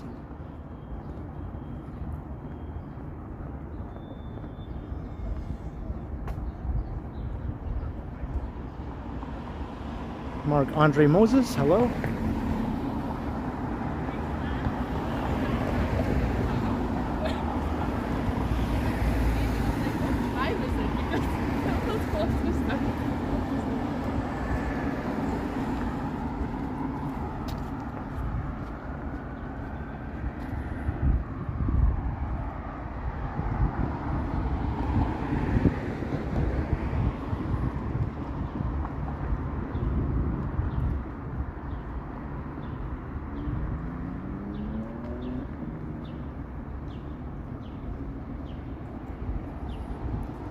And here's the Gardner Museum.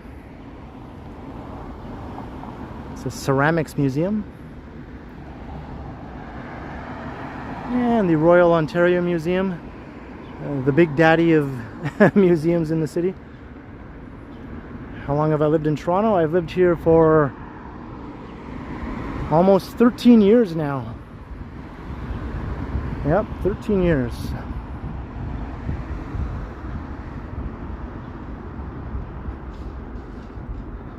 Toronto is the capital of Canada. Not quite. It is a capital, but just of Ontario.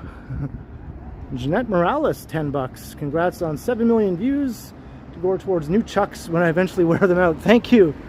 That is an awesome way to support the channel, because I cannot do walks without functioning shoes. So thank you for eventually helping me get some new shoes. Maybe my increased length of videos will wear these shoes out faster than the last pair.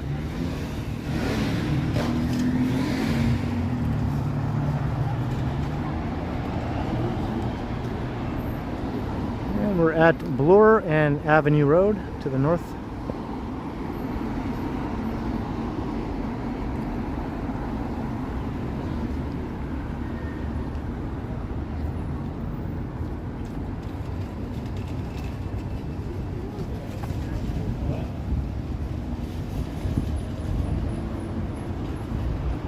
Whippy Dude. Well, the channel goes back to 2015, but I started doing the walking videos 5 years ago.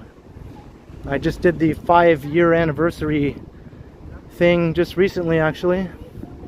So 5 years of walking on YouTube.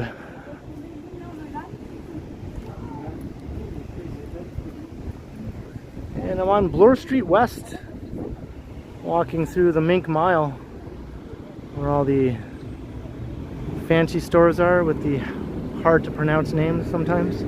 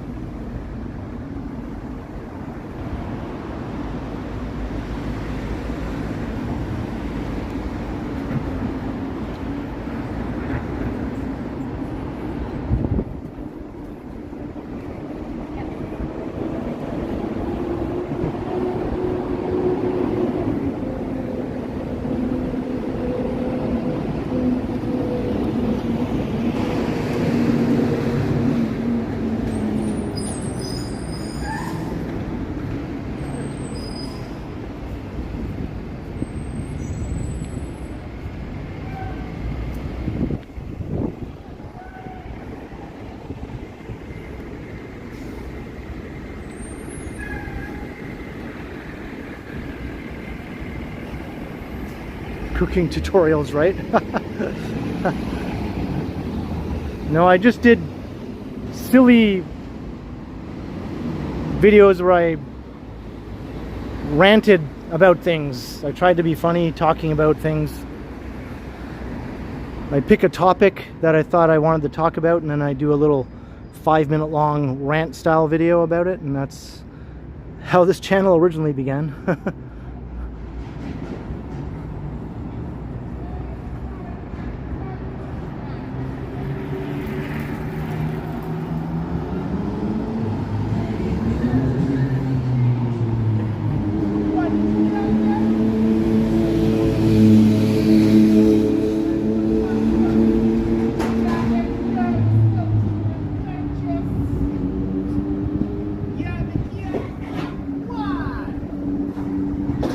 David's life. I just used a Star Trek The Next Generation reference and changed it slightly. The Q Continuum from Star Trek The Next Generation was a place, and I just thought I'll just become the Ken Continuum, and that's basically what I did. It was originally the K Continuum, but I thought, well, maybe I'll put my name in there. So it became the Ken Continuum. Hey, Stone Gossard, how you doing?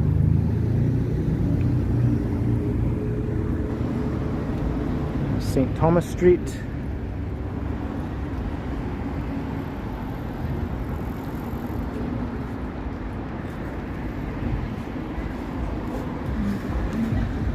Best Star Trek film.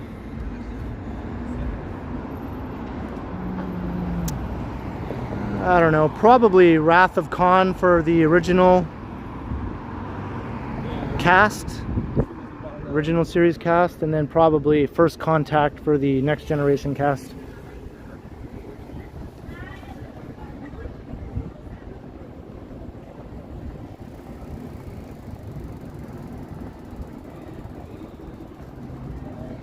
Yeah, that's good too. It's kind of hard sometimes to pick one.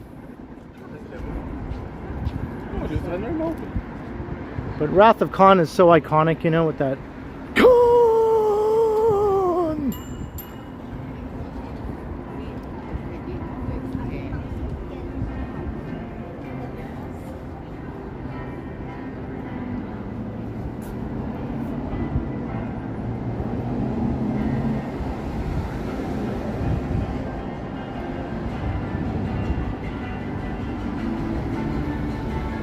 Is this guy using a backing track?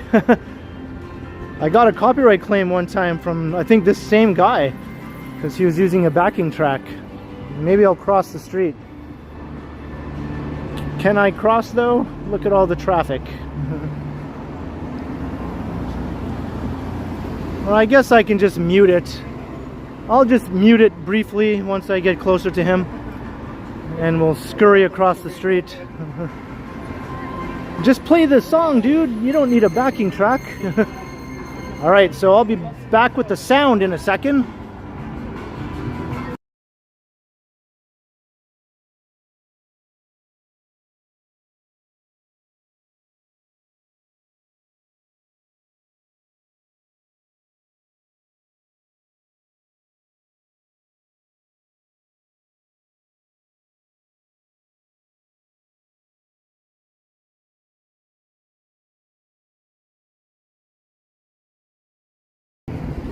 Alright, I'm back.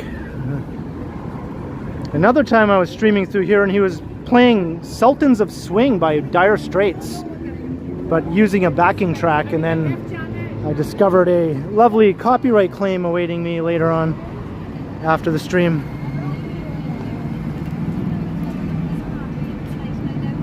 So we're just crossing Bay and Bloor. There's a look straight down Bay.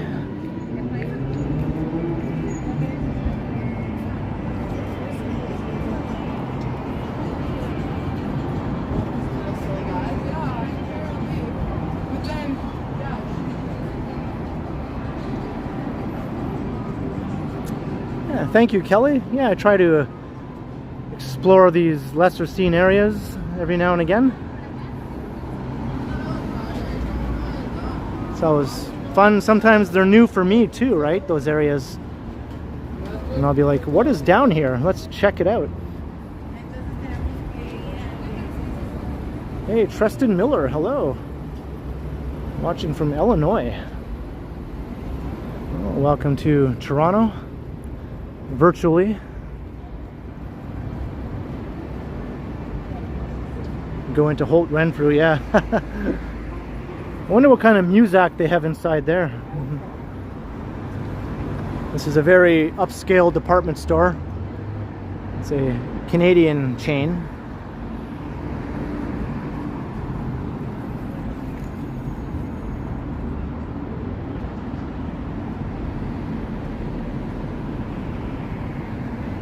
There's the one getting taller and taller, the new super tall skyscraper. It'll eventually go up to 91 stories and 328 meters. So that'll be one tall ass building when that's topped out. Has a long way to go.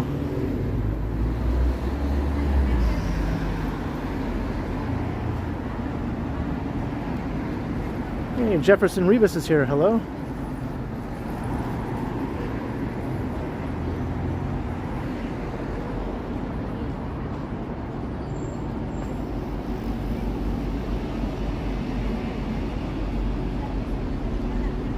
Yeah, I know, right? Upstate, New York Bob. There's an even taller building under construction at the other end of downtown. It's currently planned to be 95 stories, but they've applied to increase the height up to 105 stories. So it might end up being a mind-blowing 105 stories. If not, then 95 stories is still nothing to sneeze at.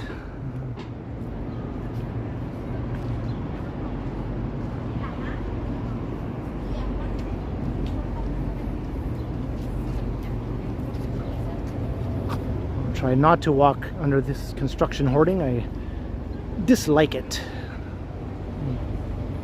How many stories is the CN Tower? Well, it's kind of hard to gauge the height in stories since it's not an occupied building, but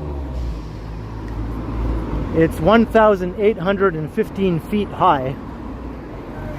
And I think the highest observation deck, called the space deck, or the sky pod, I guess. It used to be called the space deck, now it's called the sky pod. It is 147 stories, I think, to the sky pod. And here's Yonge Street.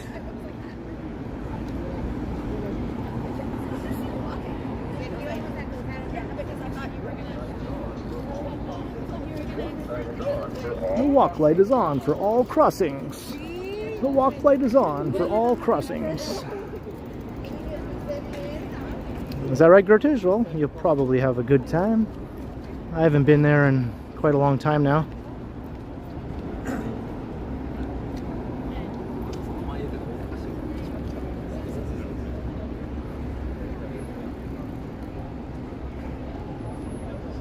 This is Young and Bloor.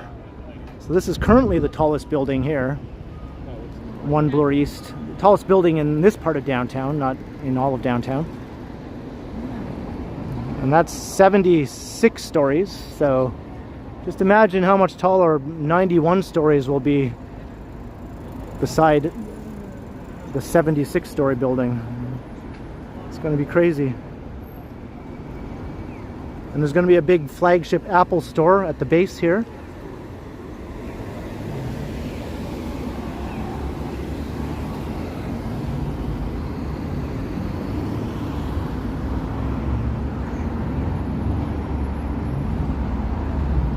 Hey, Mikhail, any plans to do a walk from Pearson to Billy Bishop? That would be one heck of a walk. So I don't have any plans to do that, but that would be more like a bike ride kind of thing if I ever decide to start doing cycling videos. Hey, Clayton Crawford, what's up?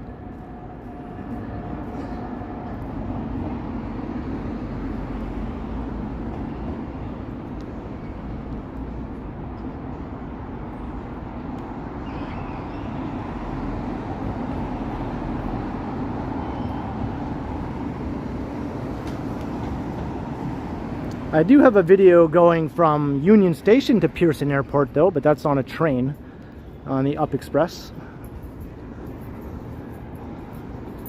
So Pearson Airport is on my channel a couple of times.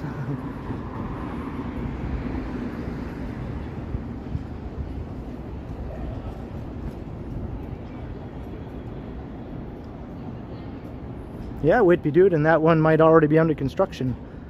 Sky Tower. It's under construction as we speak.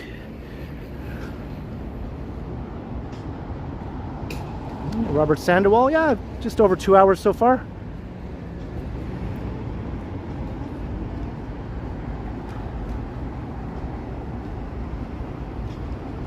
I'm thinking it'll go at least 2.5 hours.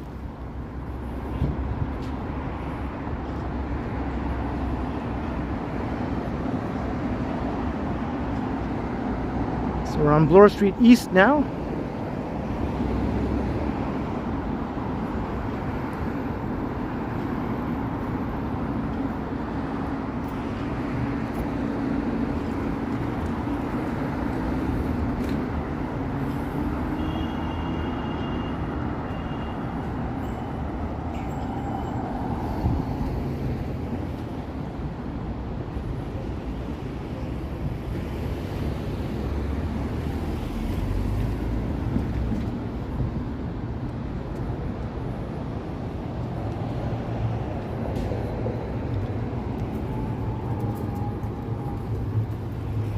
Yeah, there's been all kinds of issues with between the developer of the One and the Apple store, and I think there's some legal things all involved. It's a big mess, but hopefully they'll find a way to work through all that. Basically, that building was supposed to be finished a lot sooner because the Apple store had plans to open a lot sooner. But a lot of things got in the way of that building being completed on time, such as the pandemic and issues with permits and things like that, so it all got held up. And Apple was PO'd because they were planning to open their store by now, I think. It was supposed to already be open.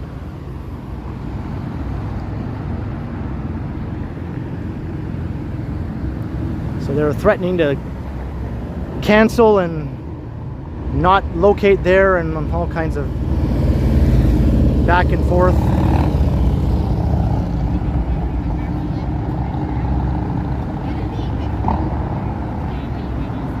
Clark Kent, right? And Kelly Roach, another $5 super chat. My goodness, Kelly. I I don't know what to say with all this awesome support. Thank you once again. I'll think of something else to put that towards. Maybe I'll add it to the shoe fund. Hello, Brian.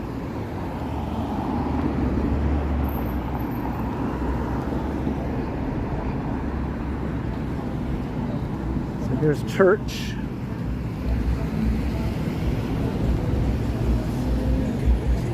So I'm thinking I'll go down to Jarvis and then we'll start heading south.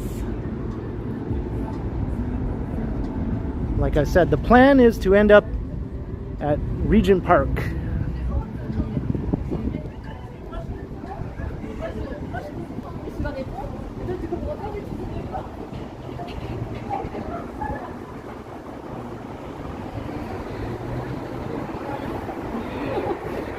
Yeah, that's right, John Amir. I have a feeling though that everything will work out in the end. And they'll eventually have their big store there. And it's going to be a pretty amazing store based on what I've seen from the inside of that space. It's enormous. A completely open space. It's going to be like a crazy looking store.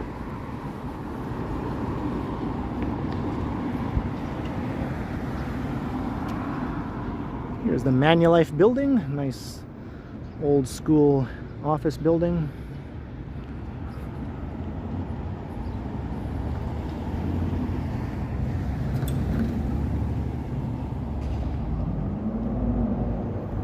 Kelly. My passport is expired, unfortunately. I have to get on that if I ever want to leave this country, which I think I would like to do eventually.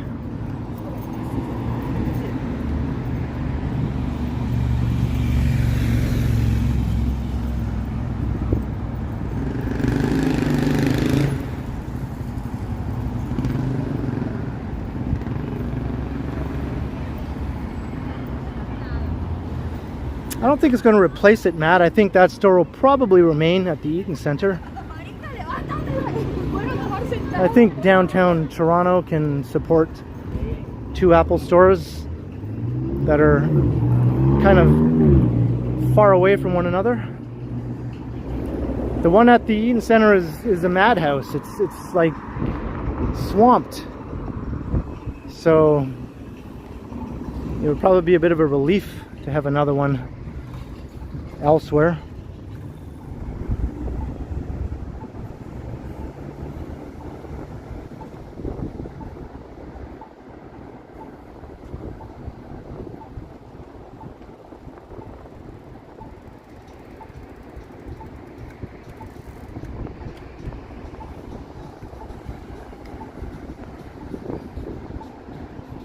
Let me cross. All right. All right, so here's Jarvis, or Ted Rogers Way, but it's really Jarvis Street.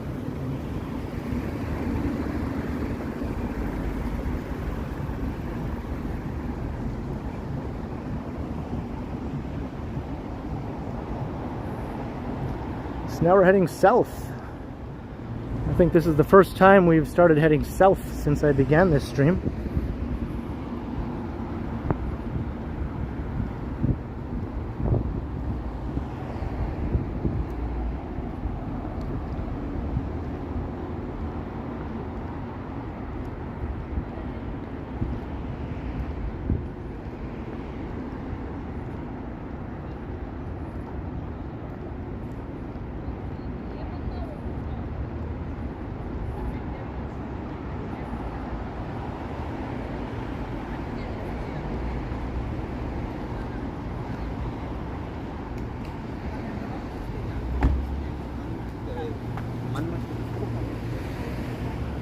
And I have a friend who lives in this condo here on one of the upper floors, and I went to visit her and I ended up doing a video for my channel of the view from her condo, and it's an amazing view. It's looking towards all the skyscrapers of the financial district and all the way up and down the Yonge Street corridor. And yeah, that was a awesome video. It's a view to die for.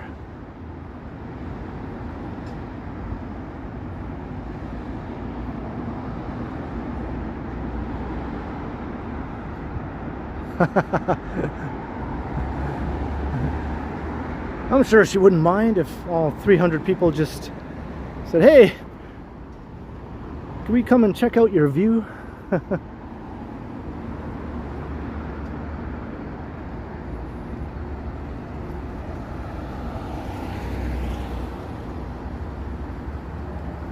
Yeah, there's balconies. They're inset balconies though, so they don't protrude. Or you know what? Jeez, man, I pointed at the wrong building. It's the one next door. It's that one. Not that one. It's that one. That's the one she lives in.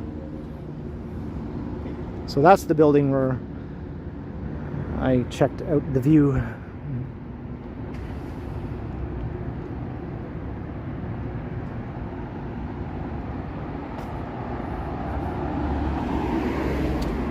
Yeah, I should, right, Whitby dude? And also, lots of buildings have been built since I did that first video. So the skyline has changed noticeably since then. I might have to do an update.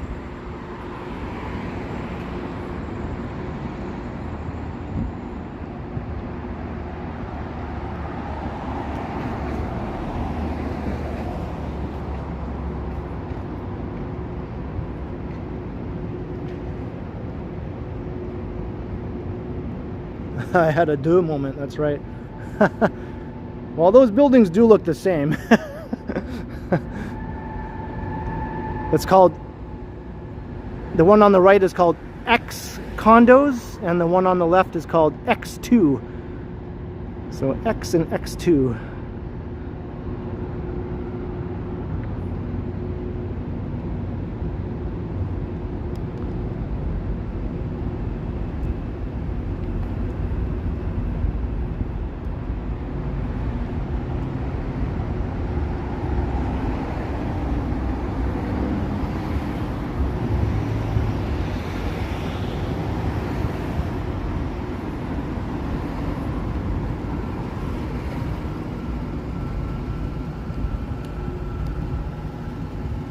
Yeah, I think they're running out of names for all these condo buildings in Toronto. They're getting kind of ridiculous, the names they come up with.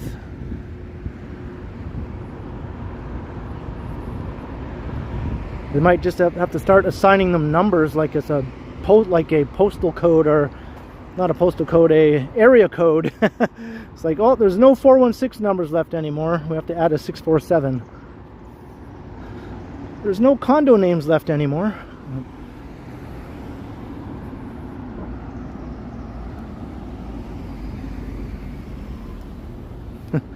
A and A plus.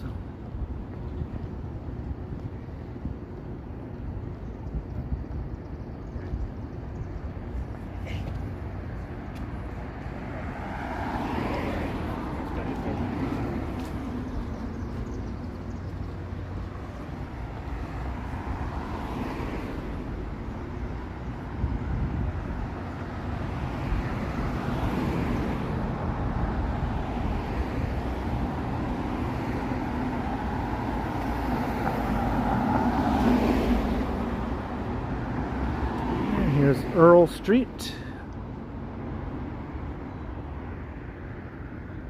Alright, someone said they like the little side street diversions, so we'll take a very nice side street diversion here.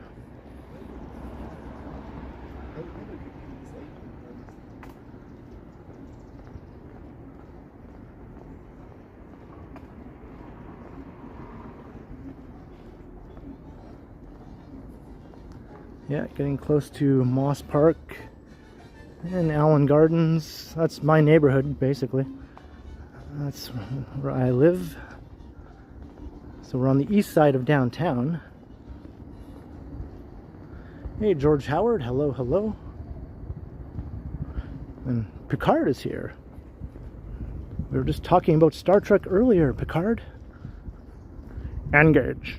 Mr. Crusher, warp 9. Engage.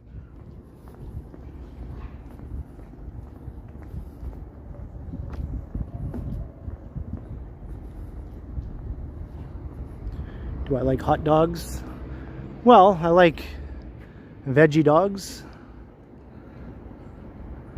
I haven't had a real hot dog in a long time, but veggie dogs taste the same to me.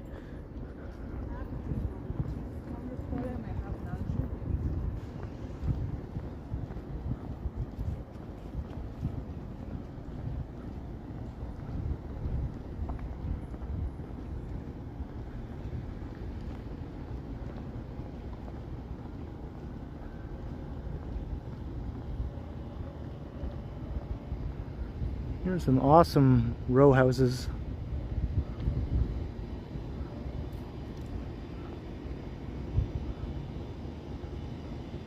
How do I get vitamin B12? I don't know. I eat Vector cereal all the time. That has all kinds of vitamins and minerals. I have a big bowl of Vector every day. And I just eat, you know, regular helping of vegetables and things like that. Some fruits. I try to mix it up, you know. I think I probably do all right getting my required vitamins. It's only in animal products. Well,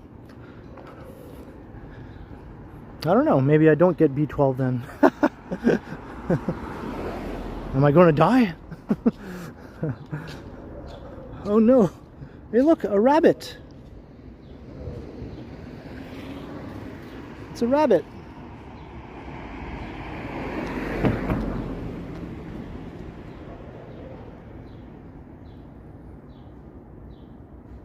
Hello, rabbit. Yeah, what's up, Doc? What's he looking at?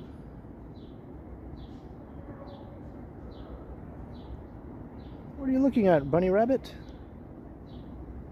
He doesn't seem to care that I'm here.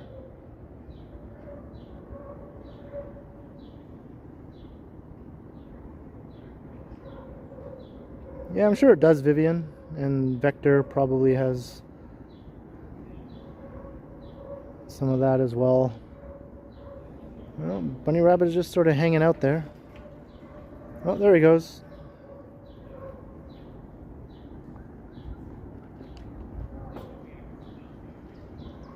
Oh, here he is now. What are you doing, rabbit?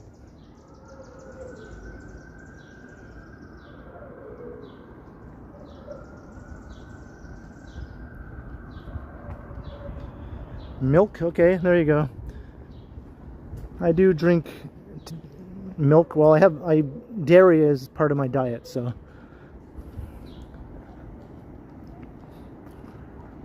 So I'm sure I do all right.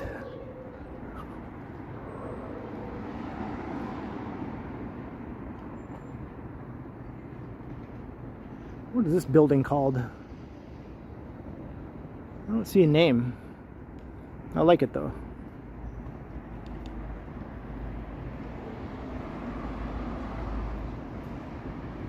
Yeah, I didn't expect that either, Novocos.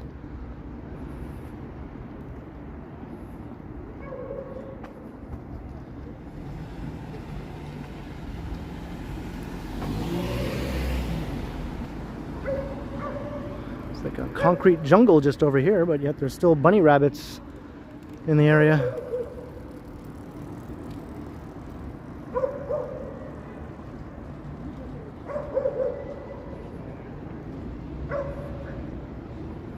Here is St. Jamestown.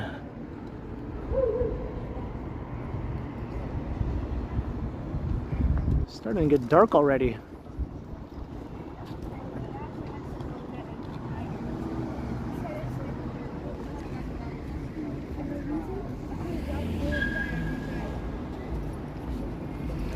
So I'm on Sherbourne Street. Ooh.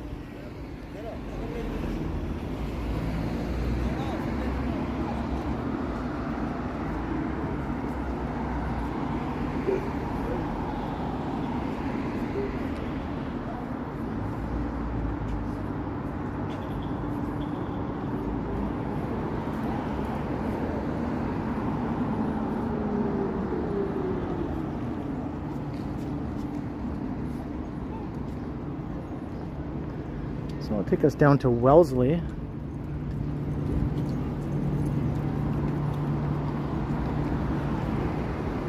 Sunset at 8:42. It's getting earlier. Wasn't all that long ago. It was 9 o'clock. Now it's 8:42. Kelly Roach, another $5. Holy moly, Kelly Roach. Maybe I'll buy myself a nice extra big box of Vector cereal. That's my plan for after the stream. I'm going to go into the Freshco grocery store and get some Vector because I'm all out. And some soy milk. So I'll use all of your awesome support, Kelly, to help me out with that.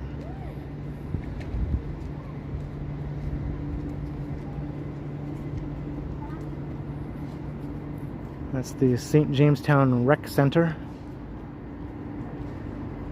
Or Wellesley Community Center, I guess, is the proper name.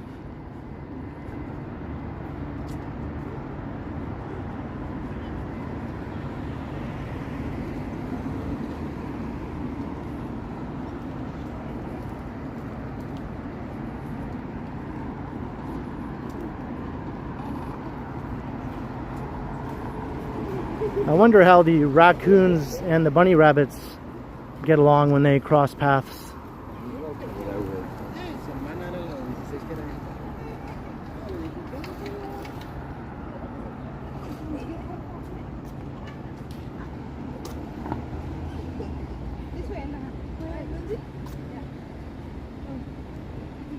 Alright, here is Wellesley.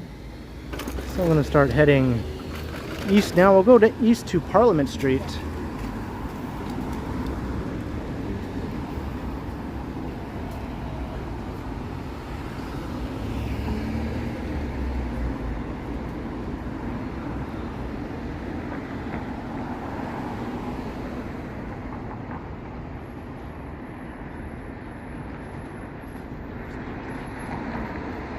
My favorite big old apartment building downtown.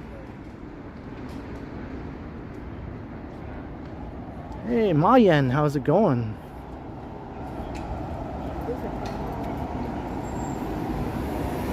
So I think I'm about 6 miles into my 7-mile walk now.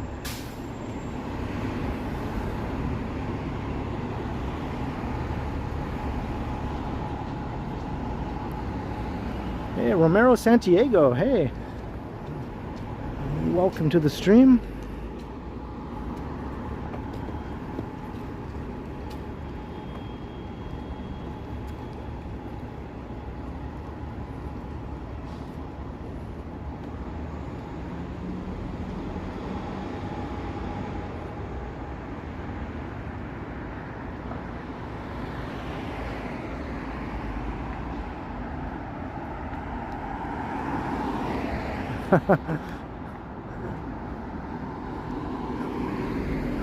Yeah, I can't do any international trips until I get my passport renewed. So I'm stuck doing Canadiana. All Canada all the time. But I have been across Canada to Vancouver, so hey, there you go. And Edmonton. I did Edmonton and Vancouver on the channel.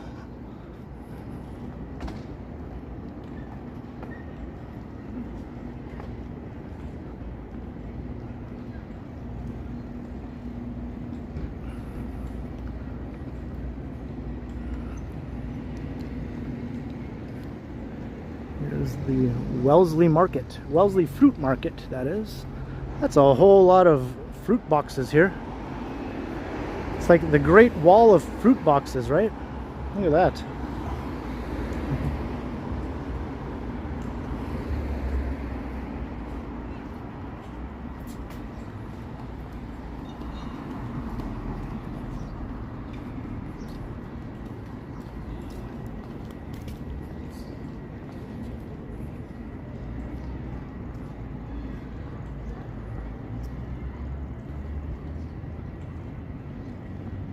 That's true, Noble Cost, that's true.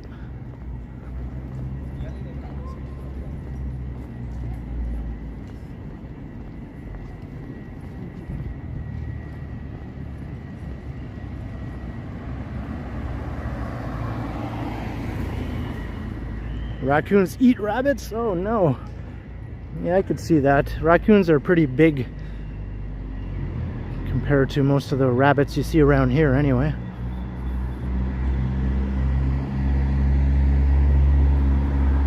And they can be pretty vicious. Anyone who read that book, Where the Red Fern Grows, knows all about how nasty raccoons can be, right? I remember I read that in high school. Kind of blew my mind. Never realized raccoons could be like that.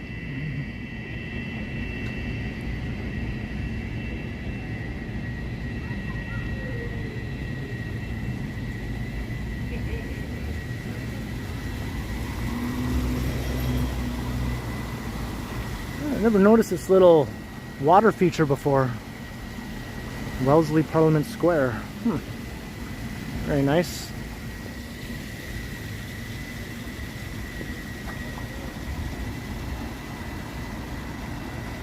Just walking past St. Jamestown. It's quite an enormous cluster of apartment buildings here. Hey, Nasta Transit Kid, what is up?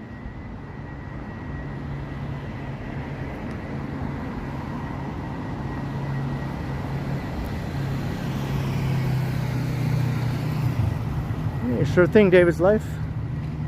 Do what you gotta do.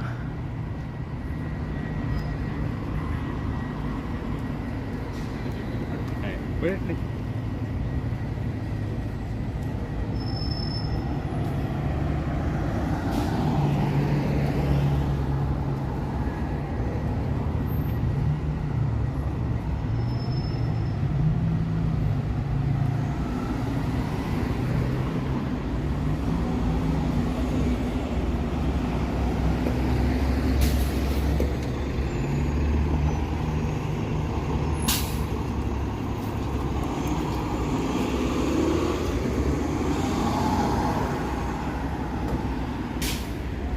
Parliament Street.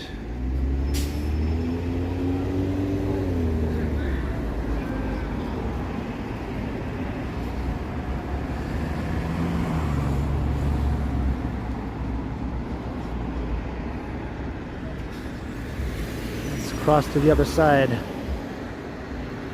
think last time I walked along here, I walked along this side, so I'm going to walk on the other side. Hey, welcome back, Harjot.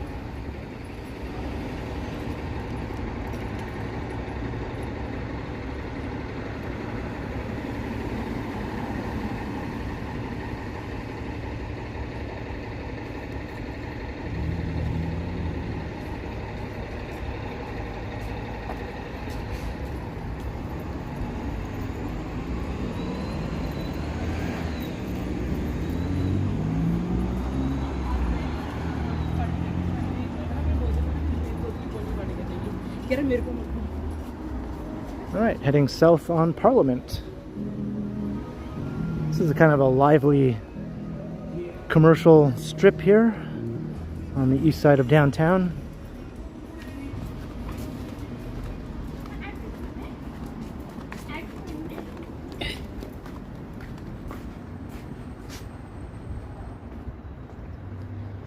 The happy-go-lucky one. I think I'm pretty close to the 7-mile mark now. I'm probably over 6 miles, maybe 6.5.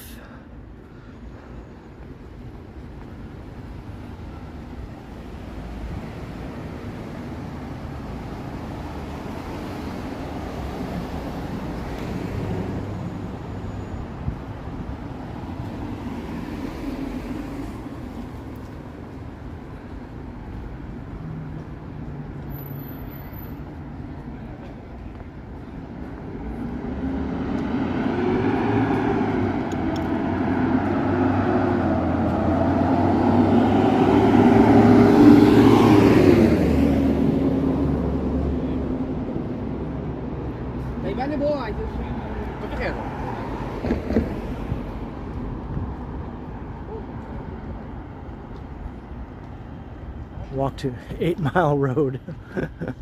At least in Detroit you know how far things are, because all the streets are numbered by mile from downtown. So you know when you're on 8 Mile Road, you're 8 miles north of downtown Detroit.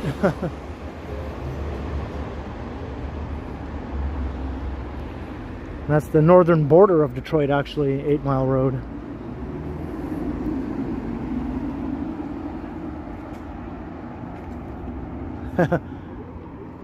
That's right.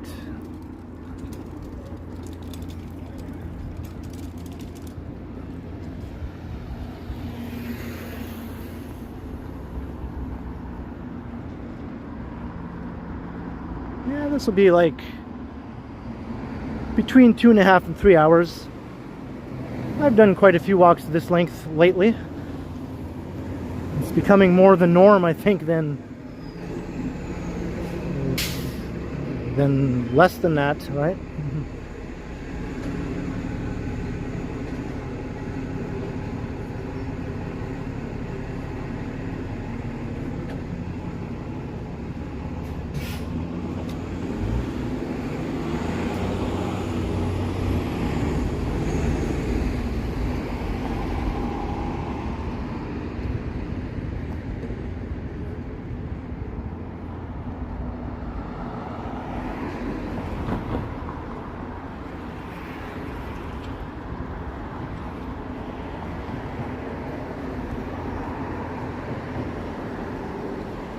There's a butcher. Now let's see if we can find a baker. And I highly doubt we'll find a candlestick maker, but that would be cool.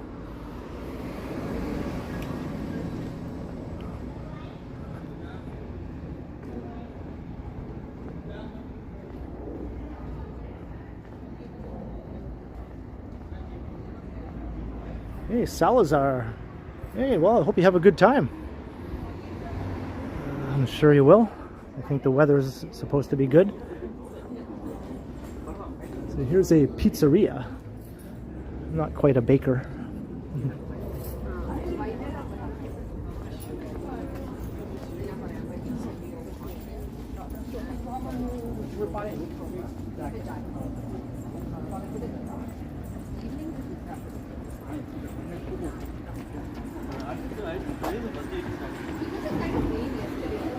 Like today was not very hot as compared to few other days.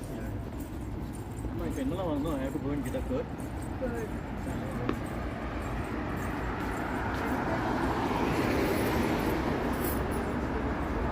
Hey, thank you, George Howard. And same to you.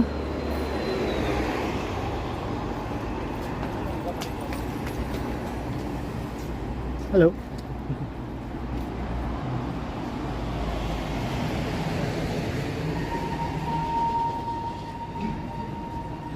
Hey, Michael Wynn, yeah. Not too shabby.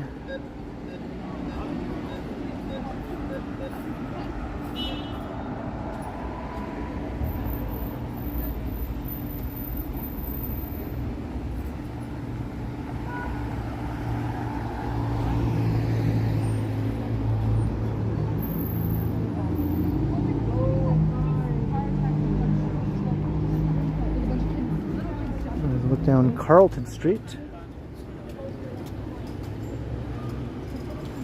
Goes back into the heart of downtown.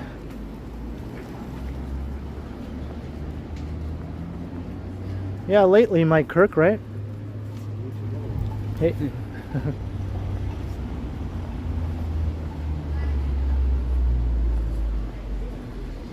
I think I've had a couple that were well over 3 hours. I think 3 hours 40 minutes or around there now is my longest live stream.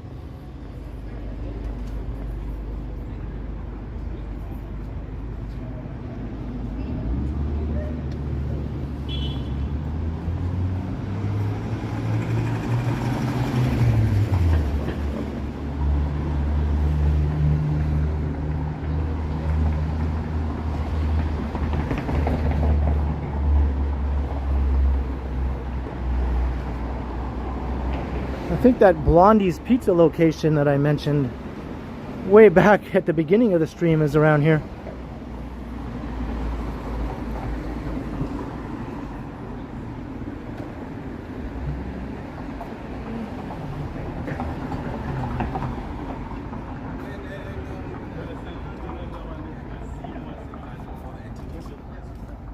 Well, no, baby. I'm very.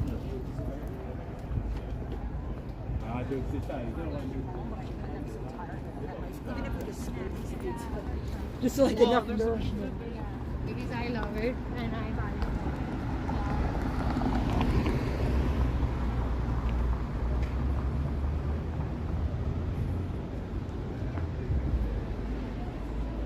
Where are you, Blondie's Pizza?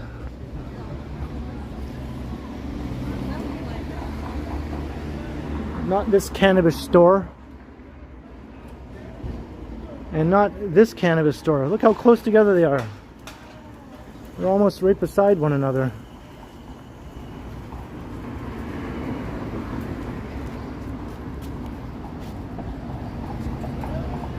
Hey, lighthouse.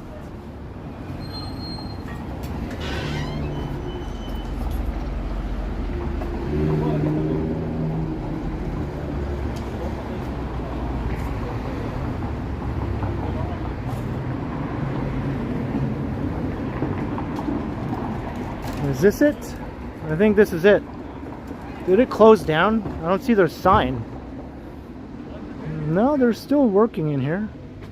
So yeah, this is it. This is Blondie's Pizza. But they don't have a sign right now. Maybe they just have to do some repairs on it.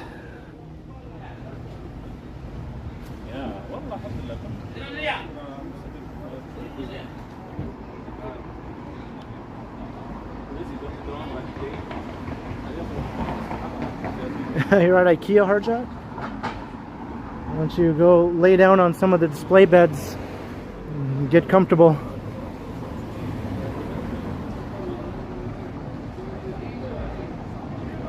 That's right, Rob. I wasn't sure if it would be nighttime by the time I came this far, but I guess it is. So we're at Gerrard and Parliament. Hey, Jay Smith, how you doing?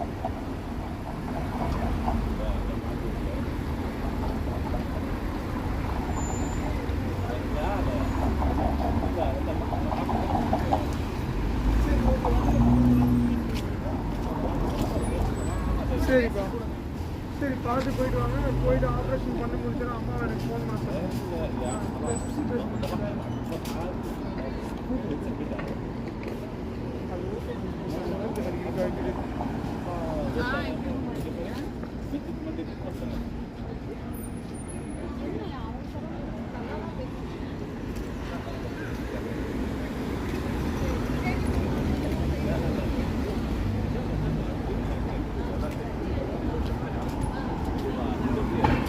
And hey, we're walking past Regent Park now.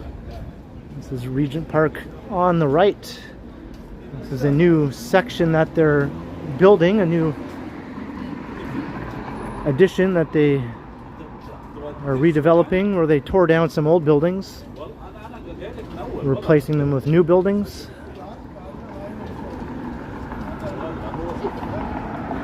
Hey, Quad Mods, how you doing?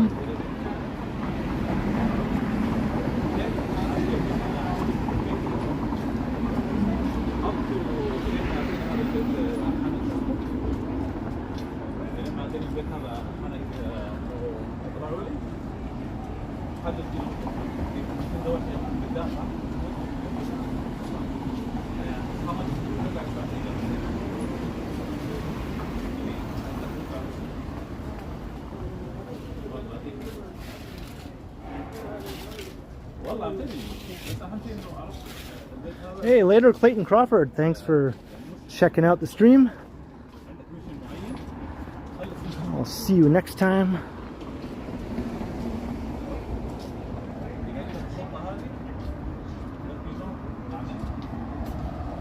Peter Bradfield, right? That's a pretty funny comparison.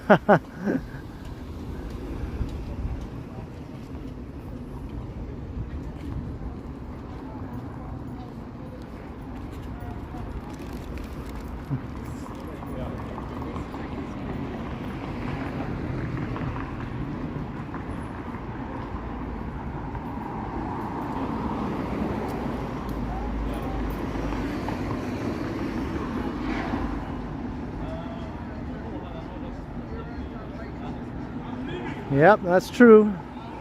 It was notorious. Not really anymore. You still hear about the occasional thing happening here in the older parts of Regent Park, but it's nothing like what it used to be.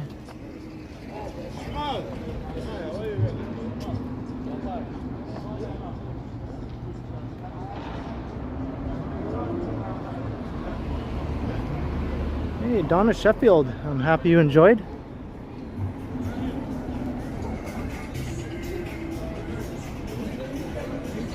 And we're almost at Dundas and Parliament. And I said I was going to end the stream at a Freshco grocery store. Well, here it is right here at the corner.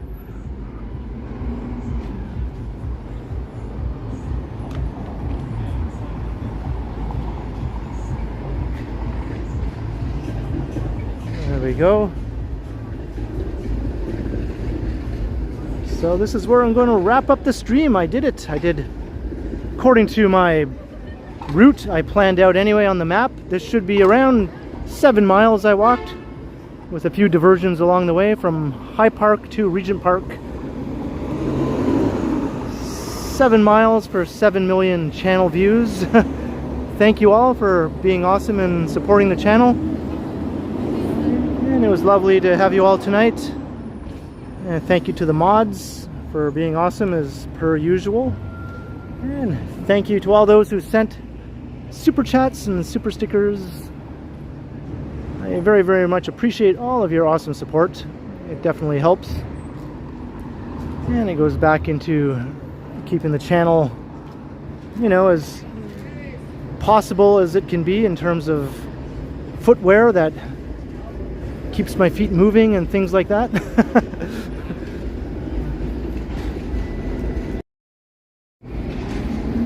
So have a good night, everyone. I'll see you all again soon.